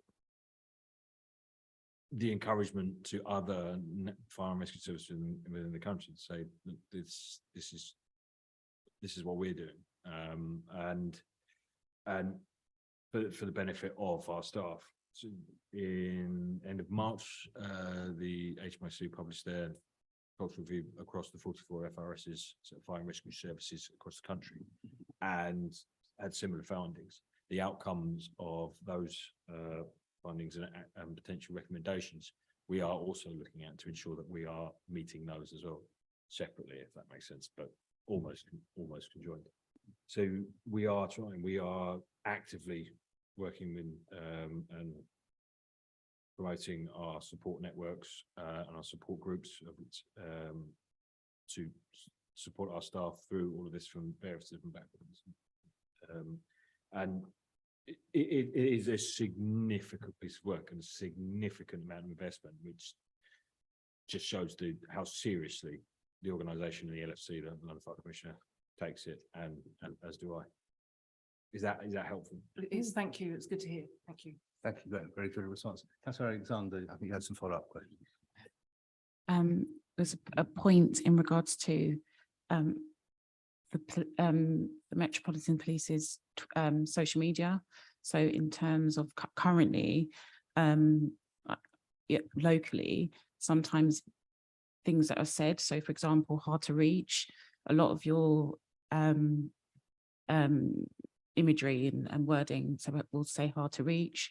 Sometimes when there's arrest, you know, I'm coming from a place where, you know, there has been racial discourse. I'm so sorry. So when you see imagery and sometimes it's arrest and you see it's a Black person, for example, but then if there's another image and it's blurred next time, and so you automatically think, well, that person's had their you know, privacy and their dignity in terms of blurring the image kind of thing. And then so it's just perpetuating those negative perceptions as well via social media, which just really have to be careful of. And like I said, thank you for obviously mentioning the fact that the representation, I really appreciate that. So these little things like that, just to say, look, there's no women, or there's this, just really makes, it's important for someone like me, just for you to just acknowledge that. So thank you. No, that's fine. We can go back and look at it. If you've got any specific instances or either in the past or if you come across those in the future, if you really would flag those, that'd be really appreciated. I always make a note on Twitter. I just go, oh, hard to reach. No, they're in the house. So do you know what I mean? So do you know what I mean? So it's important, but I don't get feedback. It's not like I get a message. And that would be helpful, actually, if somebody writes a comment like that, if somebody could just message somebody privately and say, oh, you were concerned, so what was the concern about? We'll feed that back to us. Yeah. I don't use the term hard to reach anymore because I know it does cause some offence, you know, because it makes it sound like it's the problem with the community, not the police. So, you know, it's not too much I use, and we'll make sure we take that back as some feedback from this meeting, and also the comment that people do put comments on there of that nature, that we do respond effectively as well. So thank you. Councillor Newstub. I'm not sure if what section we're on, so I'm just going to kind of go free. Gone out the window. Well, no, I think we're sort of broadly, I think we have been thematic in our approach, perhaps more so than we might otherwise have been. But I did want to talk more specifically to the Safer Healing Partnership scope of our officers and our Safer Communities team at the council. And it really is from the perspective of coordinating all of this. And Mehmet, I apologize, but are you happy if I put you on the spot? Because I just think that violence reduction coordinator role is fascinating, and I would love to hear more about it. And I'm going to skip to our fifth theme, sort of in general terms about how you find that coordination between so many different agencies, and obviously the police are one of them, but let's perhaps sort of focus on some of the others now, but also specifically around the spaces panel and that sort of thing. It'd be really, really great to get your perspective. As someone who I'm perhaps rudely assuming is relatively new to this in an environment where you're in the middle of coordinating all these different elements. Yeah. I think the spaces panel is I think the spaces panel is a good example of where kind of the coordination between agencies and services is necessary. I don't know how much everyone knows about the spaces panel, but essentially a multi-agency and service panel attended by not just services that would normally be involved with violence reduction, but other services as well. So built environment services, highways can attend as well. And I guess what is beneficial about it, as well as kind of to an extent educating and kind of informing other services that violence reduction is at the core of all of this work. And it doesn't mean that just because you don't directly work in frontline violence reduction work doesn't mean that you shouldn't be, you don't have a role in violence reduction, which you do. So the Spaces panel has been a good forum in terms of bringing together essentially the right people around the table to look at a space that has had problems with violent crime and come up with some actions collectively to try and make the case that actually this is all of our issues. An example of a recent referral that we had was Jacob's Ladder in West Ealing, which I know has been like historically a site of concern for many, and there are definitely still challenges there, but just having the right colleagues around the table for the panel meeting that day, we actually managed to agree some actions that we're pushing forward right now, and to actually get, say, colleagues from Highways on board with what we're thinking, and that, like getting them on board and having them understand, you know, from like a violence reduction point of view, how important addressing issues at a site like Jacob's Ladder are, where we're not aware of any particularly violent incidents recently, but it's definitely a site where there's the risk of something taking place, and to emphasize that to all the services that come along to the panel is really useful. I mean, I'm not new to Ealing totally, but being new to a role like this, I think a challenge, and something that is quite encouraging as well is the number of community groups and organizations that do exist in Ealing, but trying to build connections with them is quite difficult. So I guess I am trying to utilize colleagues who have better links with those services. I don't know if that answers your question. Maybe it does to an extent. Yeah, I mean, it's just really interesting to hear that perspective, because it's absolutely correct, isn't it? Everyone sits in their silo and does their thing and doesn't really recognise the role that we all have to play. So that's really fascinating. I could and good luck. Thank you. just kind of add to that, I suppose. The Jacob's Ladder is a good example because it's one of those spaces that has multiple owners, and the owners don't sit in the same space. So Network Rail in that context is so trying to get everybody in pulling in the same direction, and it can be a lot more difficult than it should be, I suppose. But also for us, for Paul and the team, I think they have their resource, but they do have their workflow. So they have people contacting them every day about their own personal experiences and issues affecting them that they need to, the officers need to be out investigating, working with the police, problem solving those. So to be able to have a space to look at the high perception, like often in some of the kind of resident surveys and stuff like that, you get that perception of a lack of safety without it being specific to any one incident. And it's those kind of locations that actually make people, you know, not safe on their way to the station to go to work, or to take their kids to school, or when they go to their local pub, or whatever the kind of local community kind of asset they want to access. They walk past one of those locations. It's how do we get everybody to try and change that, because that'll shift the perception a lot. And in terms of trying to maximize the outcomes for us, that's what I'm really keen to get that focus on. But in terms of the role of violence reduction coordinator, again, so much of our resources dedicated to our workflow, to have that in-between person to pull everyone to be able to coordinate, to see the opportunities where we can align, and to break through some of those silos is great. And so the creativity that's offered in that role is quite an interesting position to have, I think, in an organization like ours. So hopefully we can maximize that. It's all grant funded, and we try and maximize it in that sense. But I think it adds a lot of value. As we've drifted to the next theme, I mean, you know, these themes don't have to be in order. So we're in the improving spaces area. So if anyone has questions relating to that, I've got a couple of hands up before. I've got Councillor Summers and then Councillor Rice, but we'll be thinking about the spaces section. If anyone has any questions, please show. Yeah, sorry. I'm still on vulnerability and exploitation. So, yeah, my question is about county lines and cannabis farms. Partly the cannabis farms, because a house opposite my house in Greenford was turned into a cannabis farm earlier this year, completely unbeknown to anyone in the street.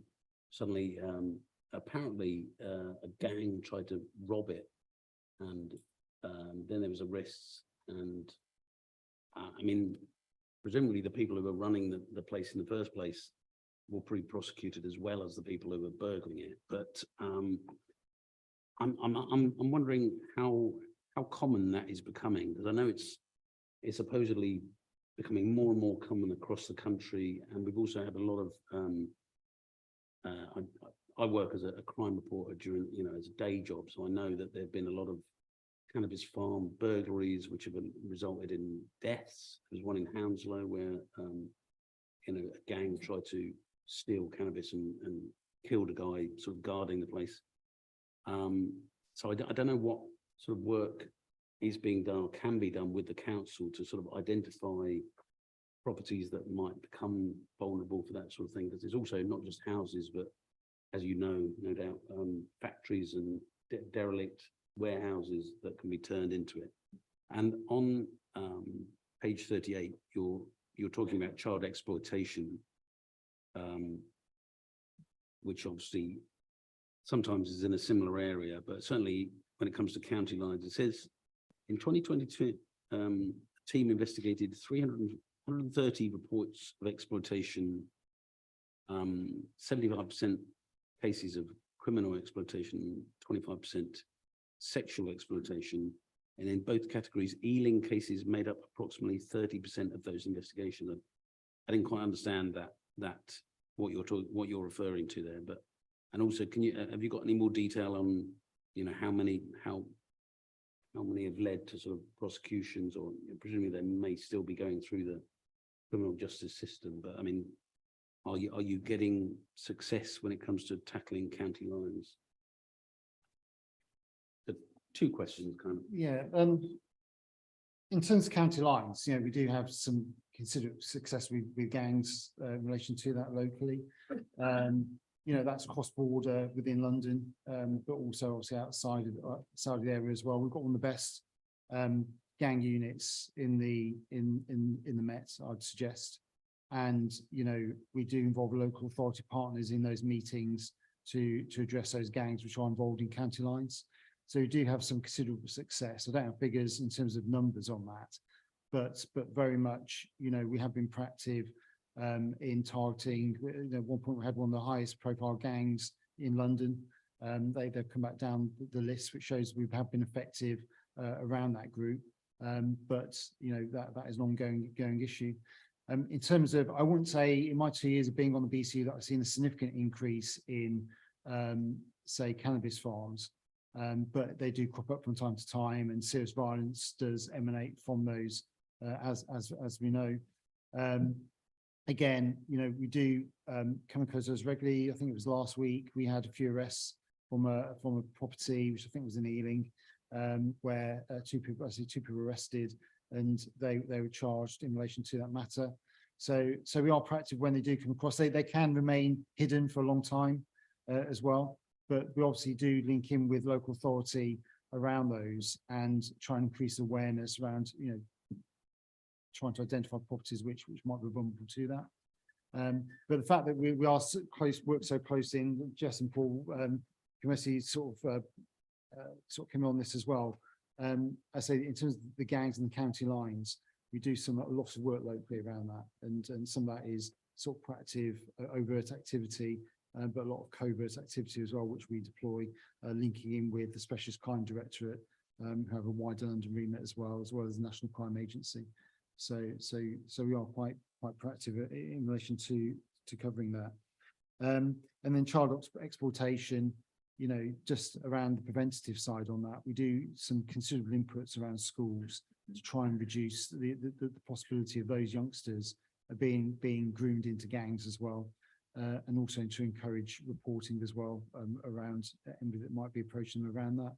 So that is an ongoing thing which we brief into schools, not just at secondary school level, also primary school level. We start to sort of because we are seeing that more and more, that children before even they get to secondary school are being asked to carry knives or drugs, and again, it's the start of their journey to being groomed into those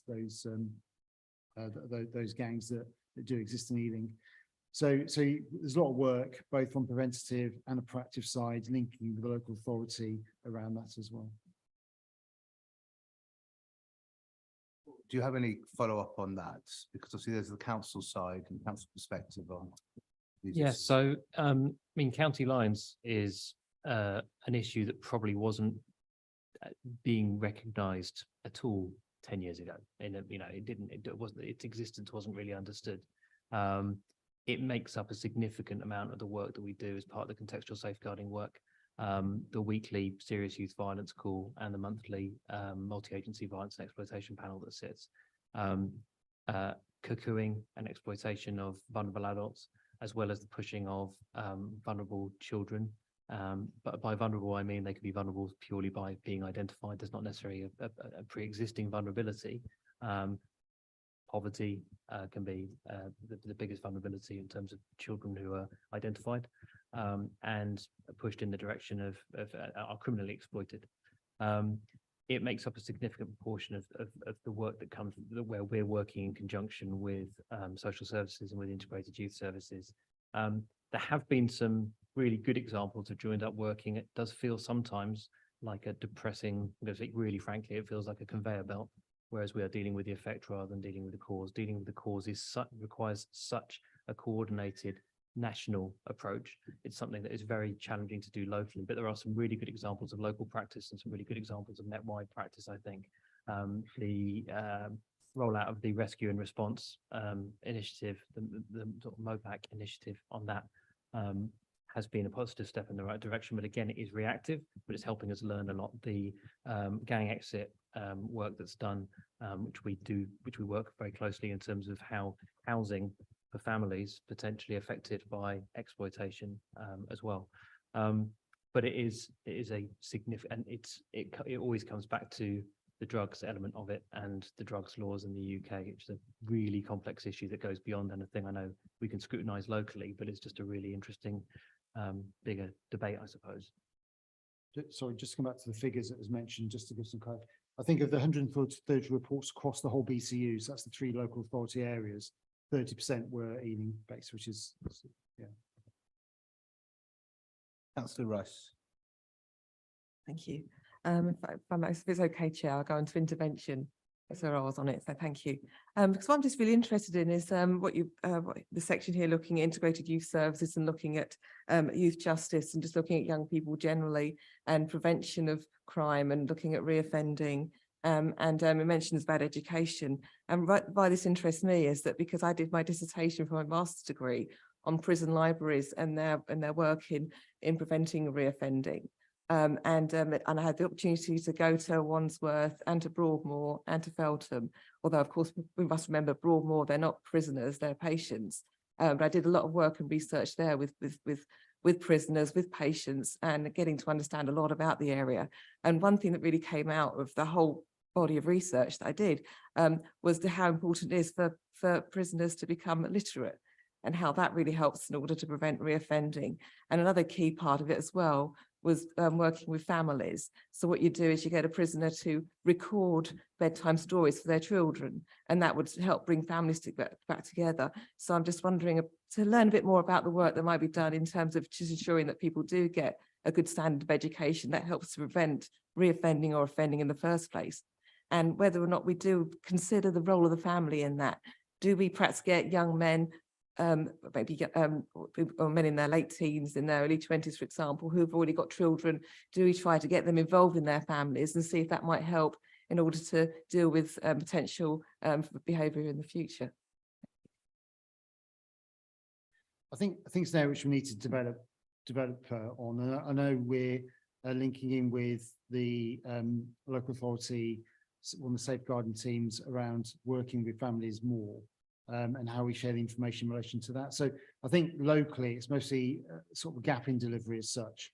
Albeit, we do have adult safeguarding boards which particularly focus on those that are particularly vulnerable, and some that be working with families in relation to those. But in terms of general people that are, coming to our attention without any specific vulnerabilities, how we then prevent that moving forward outside of the prison environment, I think that is something which I don't think we particularly do to a great extent at the moment. Obviously, with the Youth Justice Services, we do have meetings with them regarding younger people and how we can prevent the criminality either by diversion techniques or otherwise. But that is very much focused around sort of the older teenage groups, I suppose, primarily. So there's more we can do, I think, around that issue. And I think, you know, working with families is definitely been focused more around sort of the younger age groups ultimately. So it's most something we should look at maybe a bit more concentrated way. Councillor Ball, next. Yeah, thank you, Chair. So two questions, if that's okay, relate to the kind of enforcement, improving spaces sort of area. First one is around retail. The scrutiny panel that I chair, we went visited various different retailers around the borough, and we found crime came up as a big issue, various aspects of it. So part of it was shoplifting. There was a perception from retailers that the police wouldn't deal with anything below £250 shoplifting. And I've spoken to my ward team, and they've clarified that it's possible to issue PCNs, but wouldn't prosecute.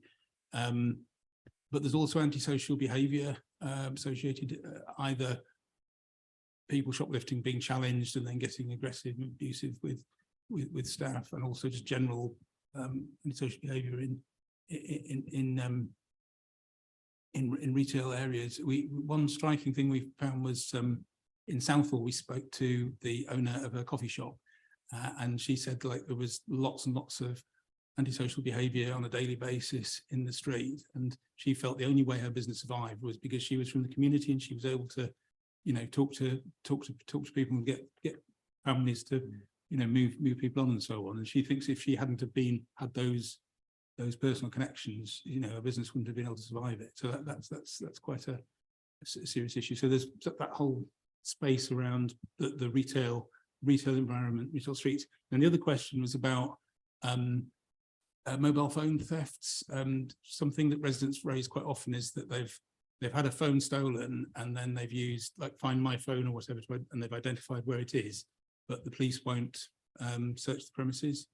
I don't know, sometimes it's difficult if there's a lot of small flats, but even if it's kind of clear which premises it is, and even if there are kind of multiple devices, what they're finding is the police won't do anything. You've got anything to say on that?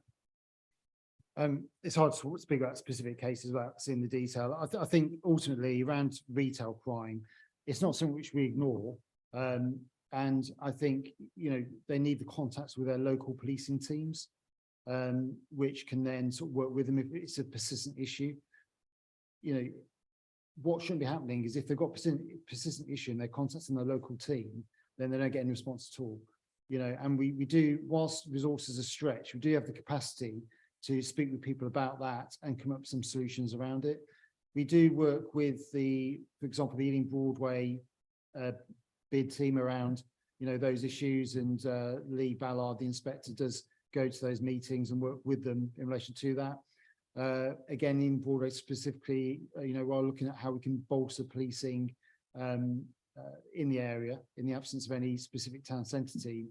And that's an ongoing piece of work at the moment, where we've tasked one of our more proactive teams to default patrol into this area as well. So there's things which we do around it. There's no set limit that rules in terms of what we can and can't arrest for. But, you know, at a time when police resources are stretched, sometimes there has to be some prioritisation around it. I suppose, you know, when you've got people being sort of stabbed or seriously assaulted in another way, you know, that has to be a priority for us. But that doesn't mean we totally ignore other low-level types of crime, and we can work with retailers in relation to that. In terms of the mobile phones, again, it's hard to talk about that in a specific way without knowing the actual cases. But again, it will come down to resource and issues. If they ring 999 in relation to that, or 101, you know, that will have to be prioritised against other crimes, which, you know, might be of a more serious nature in terms of people's personal safety. But again, you know, that might be something where the information from that can be collated. If it's a, you know, a particular person that's committing those thefts, and that marries up intelligence wise, then we could look at getting warrants and enacting activity against specific addresses. But yeah, you know, everything has to be prioritised. So it may be sometimes that some things which don't hold the same level of risk as some other crimes don't get prioritised to that extent.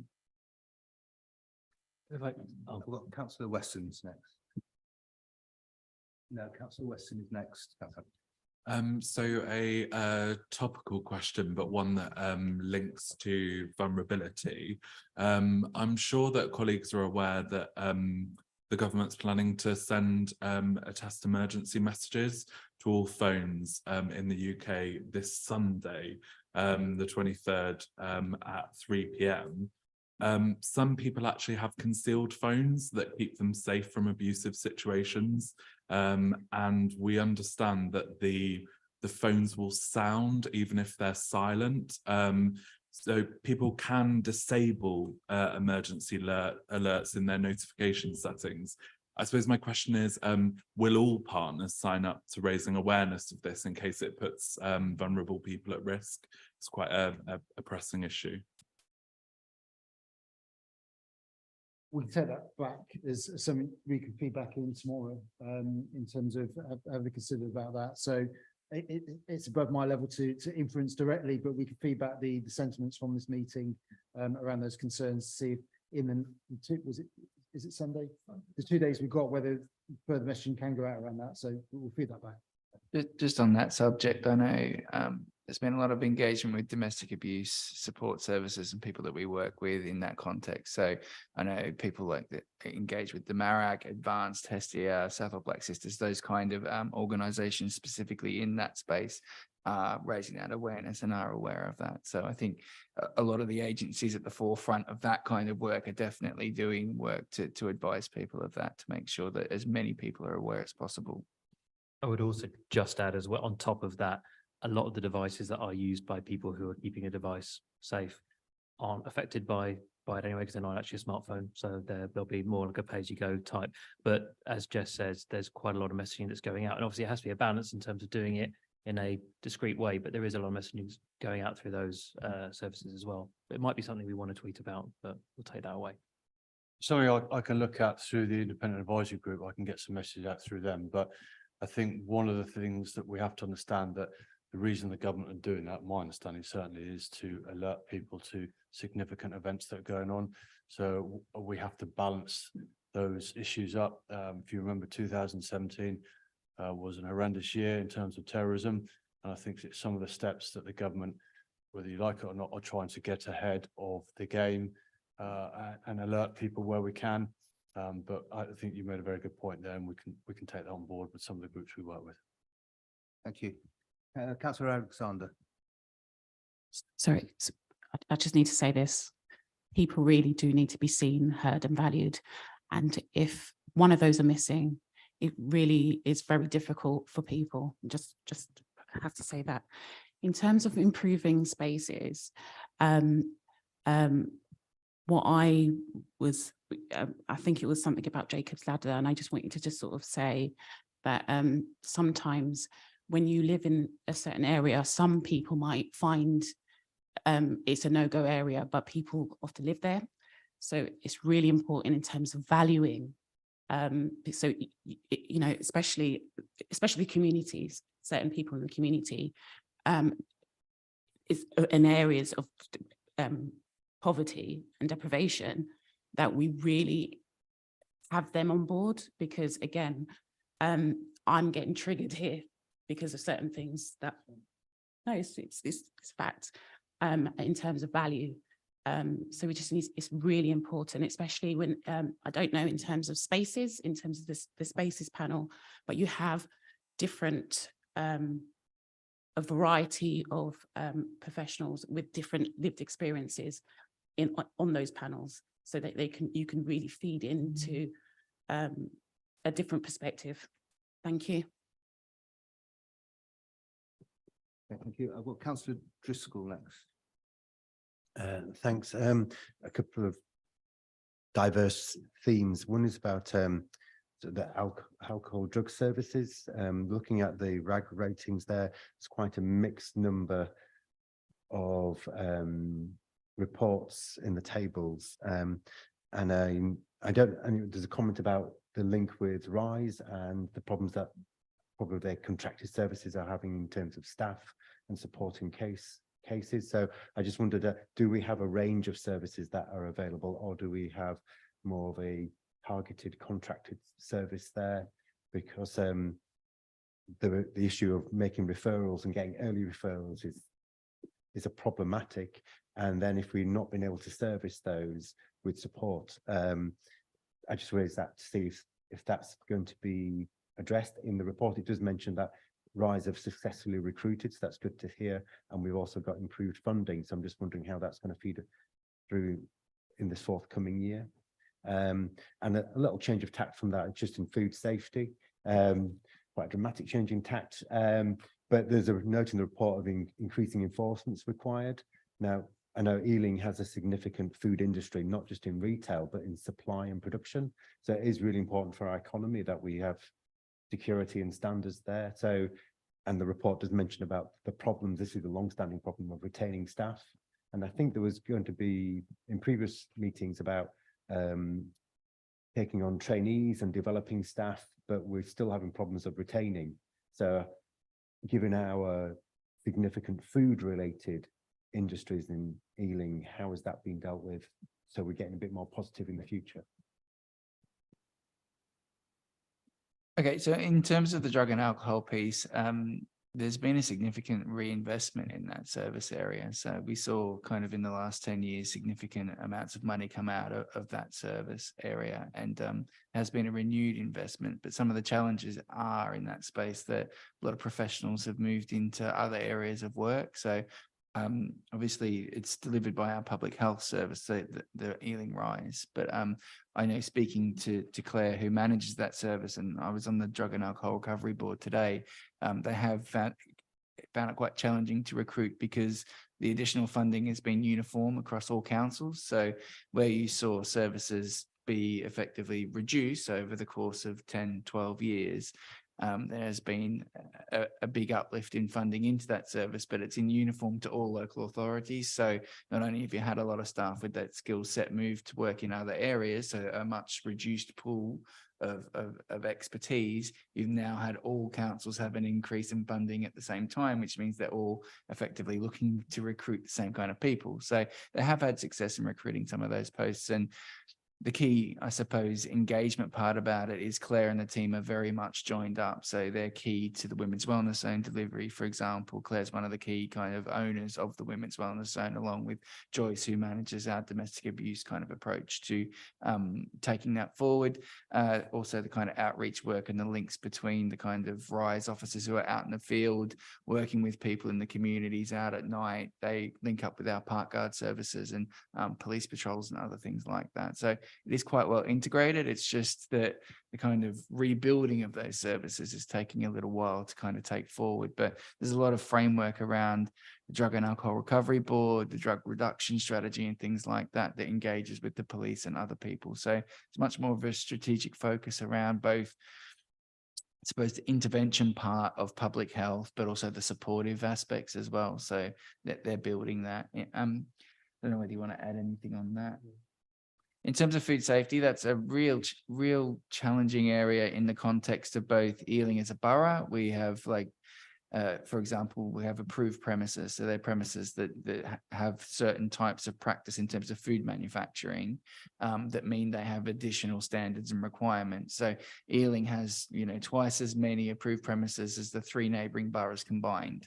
If you think about Harrow, Brent, Hillingdon. So we do have a really high number of manufacturers in Ealing. And in the context of that, Ealing is a really challenging borough to regulate.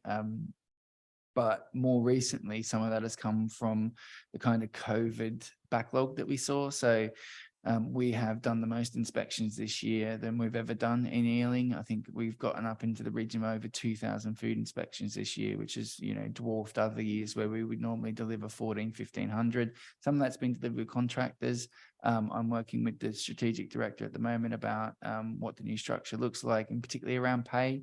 Ealing struggles a little bit on pay. We're kind of in the lower quartile in terms of pay for people delivering food inspections, and that's something as a priority moving forward that we're going to address. But in addition to that, I suppose it's about how we train and kind of retain staff, as you suggest. Previously, we've absolutely relied significantly on the Irish EHO market. We've had a significant number of Irish EHOs work in Ealing, both due to Ealing's kind of historical links to Ireland, I suppose, but also in the context of us being part of the EU and people being able to move much easier. But Brexit has definitely created demand for EHOs in Ireland, which has meant that less people are coming over to work in the UK in that format. And there's also a difference between the training regimes in the different countries and graduates being able to go out and do inspections as soon as they leave. So we will have a program where we try and develop graduates, pay them the appropriate amount to work in London and retain them. But we also have a unique offer. You can come to Ealing and learn effectively how to do food and have all the experiences in the food safety space in 2 years that you might take you 20 years to have in other parts of the country. So it's a unique place to train, and both in terms of the challenges, but also just in complexity of the type of businesses that operate here. So it's a unique offer to attract people. We just have to make sure we pitch it right to retain them. But yeah, I'm comfortable with the response we've had from senior management about how we are going to resource that service and take it forward. But it doesn't take away any of the challenges we have around compliance. But we have seen compliance go up a little bit post-COVID. So we have turned a bit of a corner, but also the FSA need to change how they're managing food safety, because obviously COVID absolutely shifted the way people eat food, produce food, access food. You know better than me the amount of Uber and other kind of dark kitchens and stuff that exist out there. So it is a very fast-paced changing space, especially with the complications of Brexit in there as well. So yeah, very complex one. Thank you very much. Councillor Crawford. It was just on the rise point, since Councillor Driscoll raised it.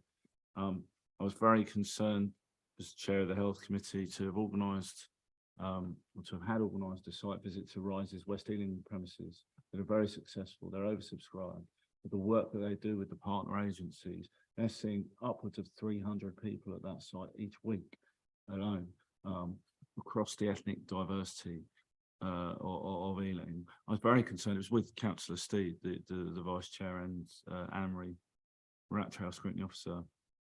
Very concerned that, having done tour, spoken to some of the service users, been back to see the food bank that they help with on the Saturday, that then Gina Verdi emailed me privately to say that they're being evicted from that premises because Catalyst's lease is up.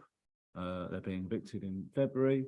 They've been and I've had a subsequent briefing note that I'm reading from now from Claire that says that they've been looking for a new premises for circa 18 months.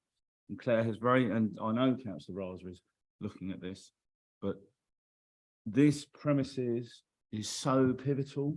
The location, having vulnerable service users, drug and alcohol users going to that, being comfortable with going to that location, having that support, having the criminal justice partners involved, knowing the local police, everything like that. I mean, we're still, as I understand from the update I received earlier today, nowhere further forward. And it's been, I say 18 months. In fact, I think I'm underestimating it. But I think, Chair, I just wanted to raise the point because Councillor Driscoll raised it. It is, from a public health perspective, unacceptable, frankly, that this service that is oversubscribed and is serving some of the most vulnerable people in Borough and doing it far better than many of the other BCUs, many of the other collaborative arrangements. I get the reasons why, but it's unacceptable that this service that's so pivotal for so many people are waiting. I don't know for what, in order to get coordination between the different agencies that make up the Safer Ealing Partnership. You all have access to premises and buildings and funds and money. And I'd like to understand, offline in writing, why it is that nobody, I raised this issue 4 months ago. You know about this issue because I've got a long 6-page briefing telling me all about how it's all going to be sorted. And you may laugh, Mr. Murray, but it's not sorted. It's not worth Chair, I'm not, you know, and I would like, if we are going to make recommendations, you know, this is very important. Because vulnerable people depend on this service, and the credibility of our public services is at stake. If we can't deliver the things that we're doing well in our own buildings, what on earth are we doing? So I'm happy to take that away. I mean, the role of the SEP wouldn't be the primary delivery agency to identify and fund that provision. It does go through other boards, but I agree with you. I think we all have a role to try and help identify and support deliver that.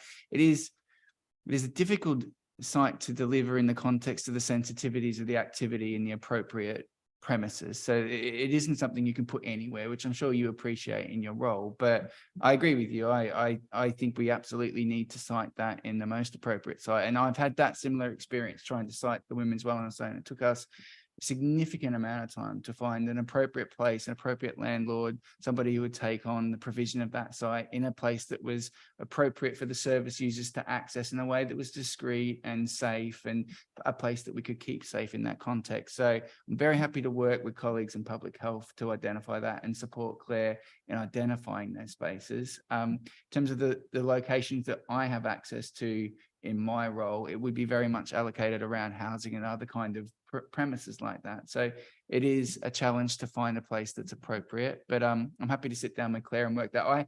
I haven't had significant conversations with Claire about the identification of the site. She hasn't approached me around identifying that. I think that's something that she would be doing with colleagues in property services and other parts of the organization that are responsible for managing those. Forgive me, I didn't mean to impugn you. It was the fact that you were smiling and laughing as I made the comments. There's nothing funny about this, and I think we should take it seriously. And I just want to say, we have been trying to do this, right? Chair, we have been trying to do this through the auspices of the health. And Councillor Raza has been very supportive. So has Councillor Manra. So has all of the partner agencies. But what I'm saying to you is, I've been the chair of the health panel for 6 years. 3 of those years we've known about this problem, and we're still here trying to find it. And now the thing that's changed the calculus of it is that the lease has been revoked. Councillor Crawford, this is not the meeting. I appreciate. You flagged it up. I think the point has been made. Officers have heard, and Councillor Raza's here. We'll follow it offline, but this is not the set. Well, but it's in the reports and it's referenced in the discussion, Yes, but it's and therefore it's appropriate for me as a councillor to raise it. I sit on this Councillor committee. Crawford, it is not the meeting to discuss the Fine. piece of RISE. The work of RISE is part of the set, but not necessarily. You've gone through other channels. We'll move on from there. Councillor Newstub. I was going to ask about food safety, and Paul got in ahead of me, so I have nothing to add or question. Thank you. Councillor Kumar. I think I've made a note of, because I didn't get the response that I actually wanted on the question I asked. So as I've said to you, I'll write to you and directly, and then copy in the chair and the committee clerk. But at this point, I think since we're talking about safer communities, can I say that they have been, our safer communities has been actually excellent on the noise and nuisance issues that have actually that have risen. I know the percentage is not that high. It's what, 186 on the alarms and things, but I think the response and efficiency on addressing the situations is extremely good. The noise team, and also on the crime and disorder. So I actually, even the my SNB team, very active, and at the moment no problems, and I'm very pleased with the progress that they're making. Thank you, Councillor Kumar. Got Councillor Rice. Thank you. So I'm now on to vulnerability. So I'm trying to actually keep to the order here. So thank you. Yes. I'm going to end up having to swing us back into domestic violence, unfortunately, because I'm just really interested to see, because I'm going to look into the statistics here, because in one part of the report, it does actually talk about domestic abuse offences going up in Ealing, quite sadly. But then later on, we're talking about ASB, and there's actually quite a significant reduction in domestic abuse according to ASB. So I'm trying to really make an understanding of what is going on in terms of domestic abuse, and is it really growing area, or is there less of it being reported? And at the same time, if there are more reports of domestic abuse over the past few years, I mean, what is going on? Is it becoming something that's far more private within the home and not necessarily being seen outside and being seen in terms of ASB? Is it a case of there's more going on because of the tensions that have been caused maybe by the pandemic? Is there a greater willingness to actually report what's going on? Maybe because we have put telephone numbers out there and resources out there for us women who are trapped in the home during the pandemic in order to make sure they can reach us. What exactly is going on in terms of the whole picture? Is it easier to, are people more confident? Is it easier to get hold of us? And is domestic abuse really on the rise? Thank you. I think, you know, if speaking with the public protection superintendent, I think, you know, those increases which we did see, there was a renewed focus, I think, around domestic violence and violence against women and girls issues. And I think that did lead to some reporting. And I think, you know, definitely seeing more focus on coercive control and explain to people what constitutes, you know, domestic violence cases.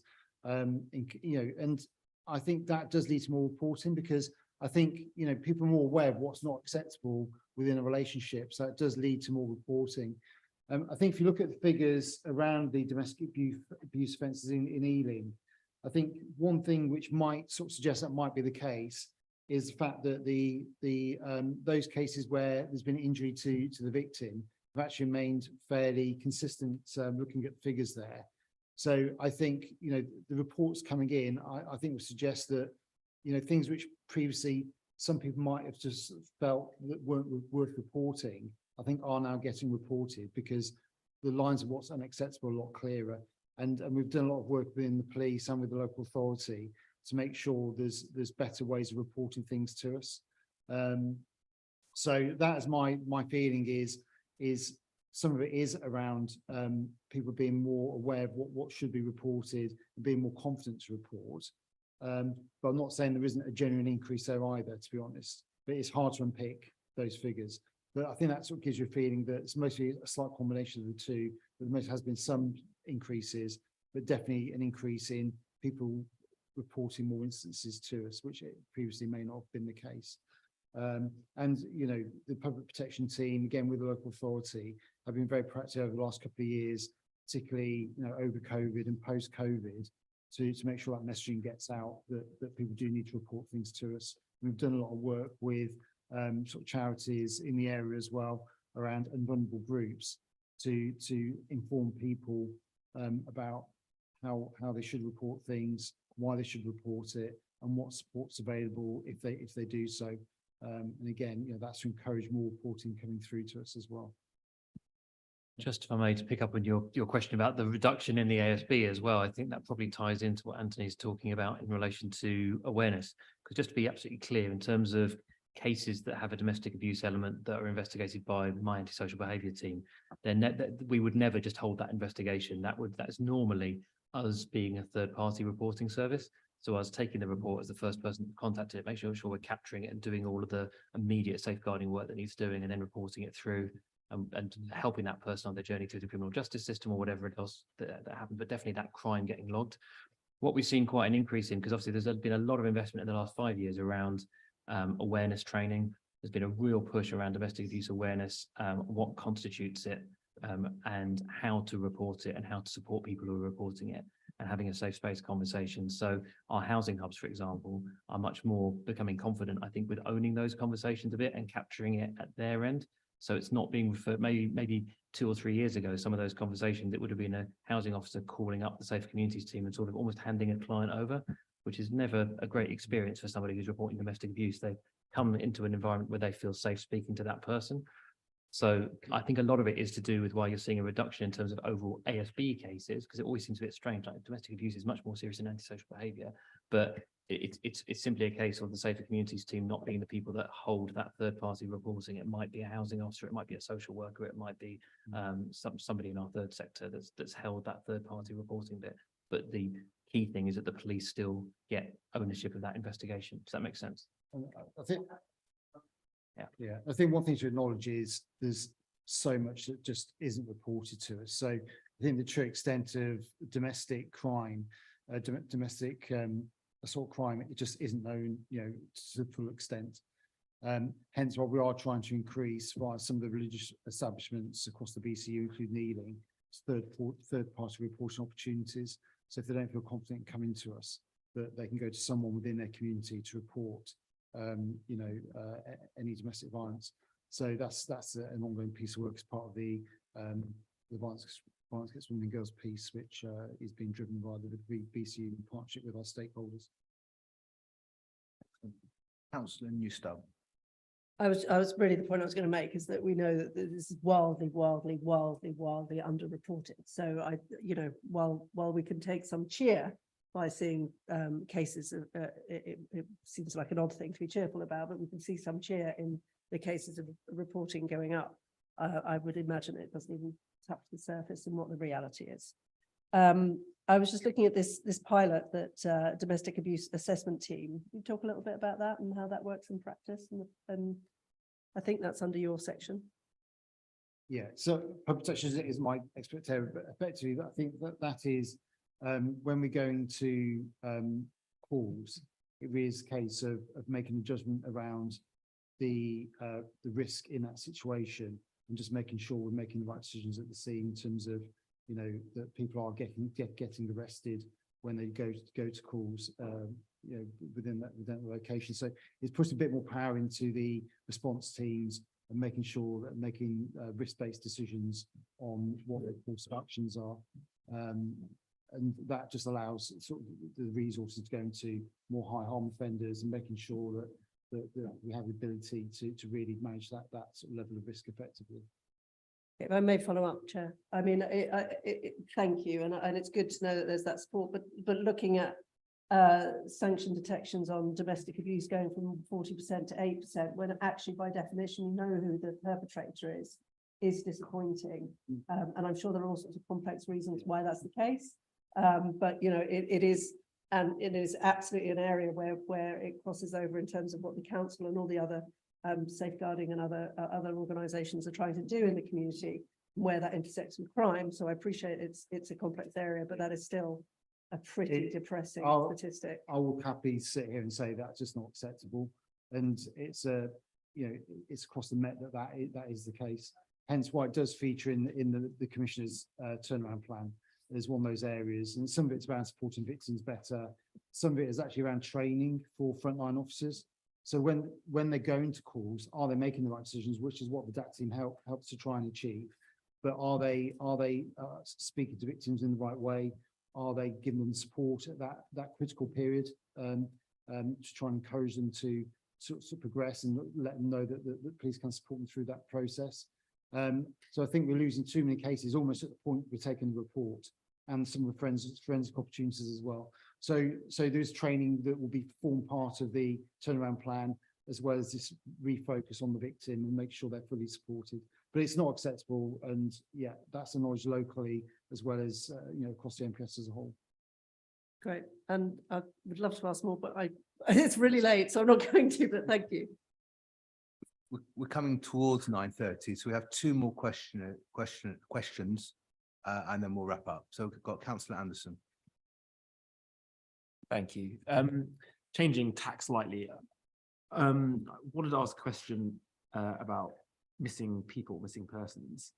Because I read with interest that the West area seems to be third in the rankings in London or in the MPS area.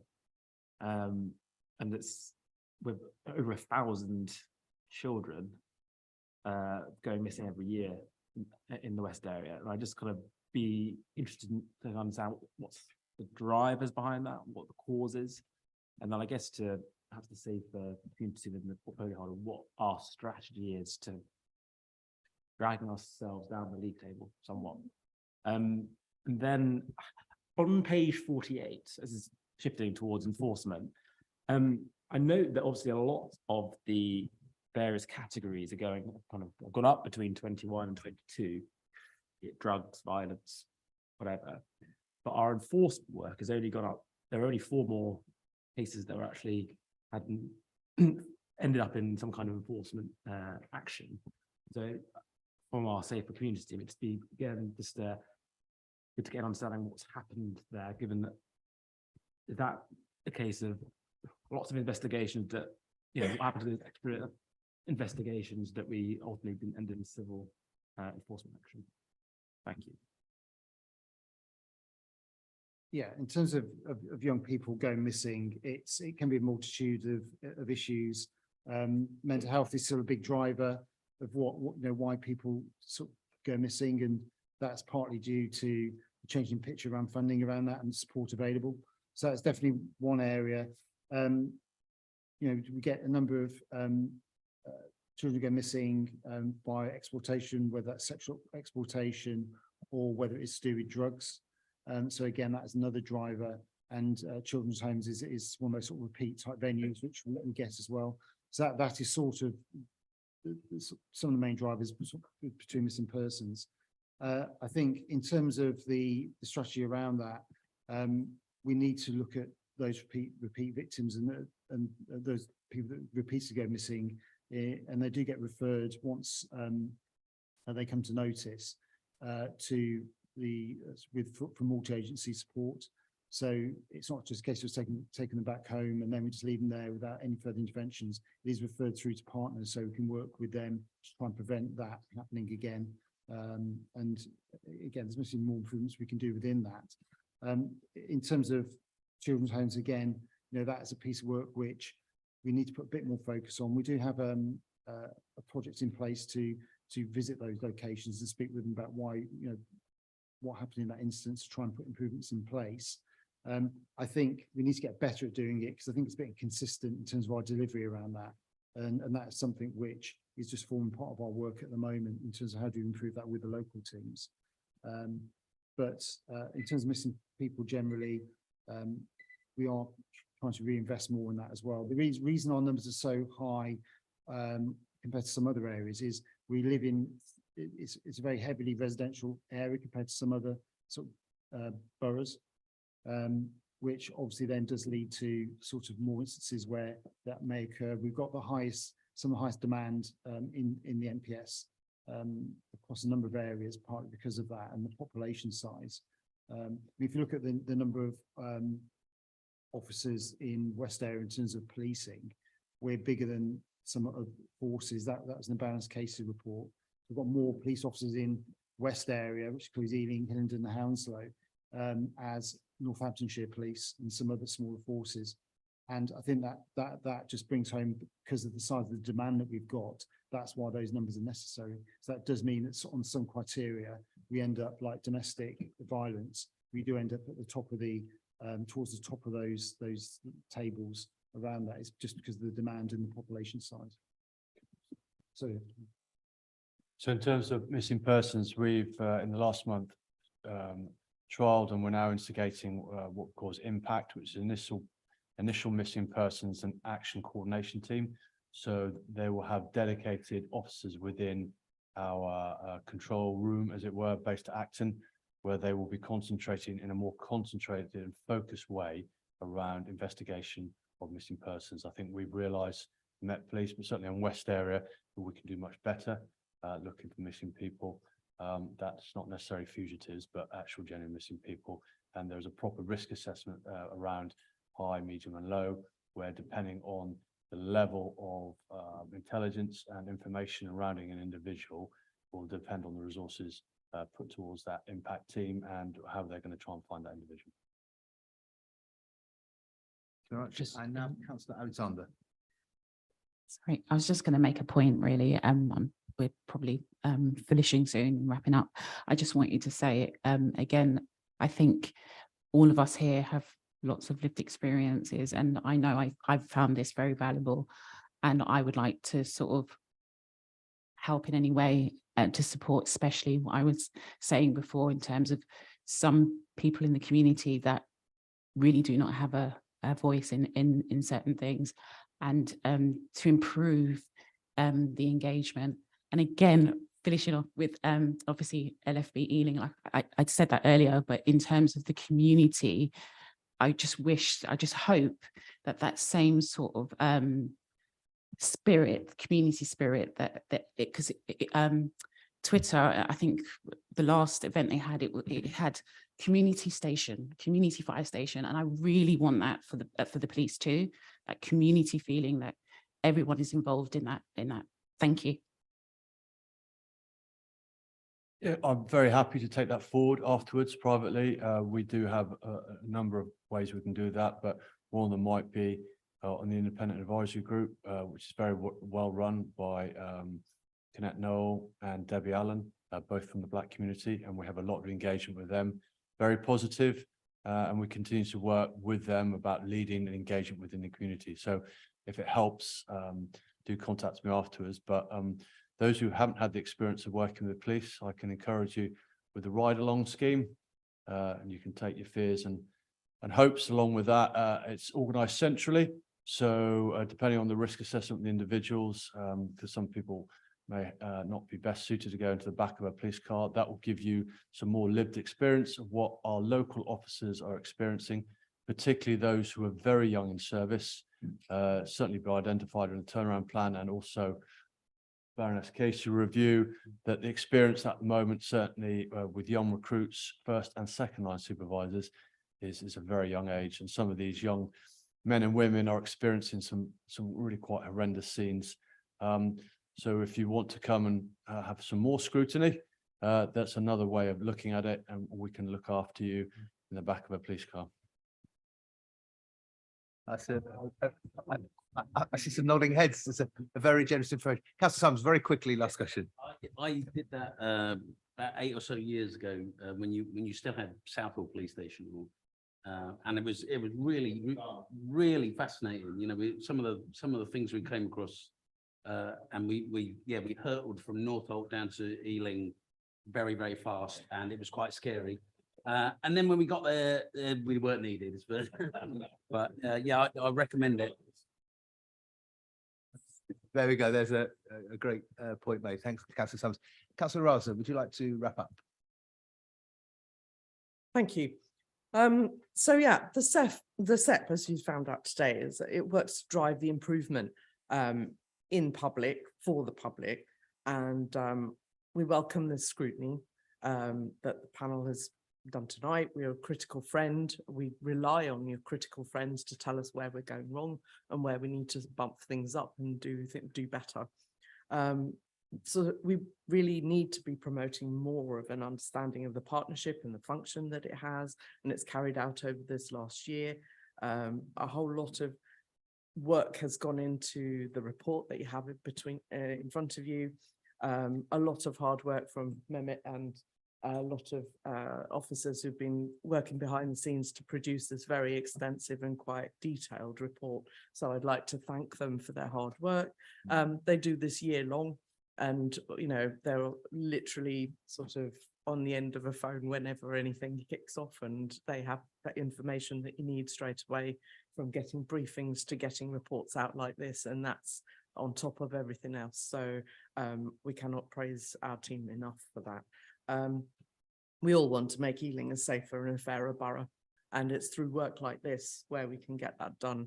Everybody wants the same things. We want to improve the situation and make it the best that it possibly can be. So we really welcome the invite to come to Scrutiny annually and do this. And yeah, we do sort of, you know, get a bit heated from time to time, but that's part of being a critical friend. And I think that that's really important. So obviously I will thank all our partners for coming tonight, because you gave up your time from your day jobs and having time off and putting your feet up to come and speak to us today and answer our questions. So thank you everybody for your questions and for the answers. Great. Thank you very much, Councillor Raza. I think on behalf of the committee, we'd like to thank the panel members for the report, which was, we didn't say it enough, it's a really good report, 100 pages, detail, open, honest. So we're very impressed with the report. So thank you for that. Thank you for tonight. There were lots of very good, challenging, robust questions from panel members, which I thank them for. And I think you answered them openly and as as frankly as you could. So thank you very much for that. It remains for the committee to agree to note the report. And thank you very much. And we look forward to next year's report. And just one thing, I see Councillor Kumar there. She will write to Superintendent Bennett with the question about section 60, and we'll get it into the minutes at the end. Paul. Paul. No, I wasn't. No, I'm just apologising if I didn't quite understand what the question was being asked, but we'll send a written response to that. Paul, I was just going to say as well, Mehmet and I, more Mehmet than me, thanks Mehmet, we've been taking notes, and there were a couple of questions that I'm aware that we didn't actually answer, that were maybe questions that were in two parts that I haven't given answers to tonight. We have taken note of all of those. I also just want to say, this is not a journalist sitting at the back. This is Jethro Lister, who's our data analyst, who's contributed all of the data towards this report, and who's been sending me a couple of messages around the data throughout this. So there were some questions we didn't get to answer tonight that we'll get back to you on, if that's okay. Fantastic. Thank you very much. So they can be shared to me and to Jack as well. Absolutely, I'll send them through. And thank you for the data, because there's a lot of work there. So we appreciate it. Thank you. Chair, sorry, could we also thank the officers for their time and the work that they've put in and the answers they've given as well? Yeah, absolutely. It was for all members of the panel. Thanks, Councillor Brett. Thank you very much, everybody. And the next OSC meeting is next week, next Thursday, 27th, so a week to go. It will not be a very long meeting unless you have loads of questions. So this is the long one. Thank you very much. Good night.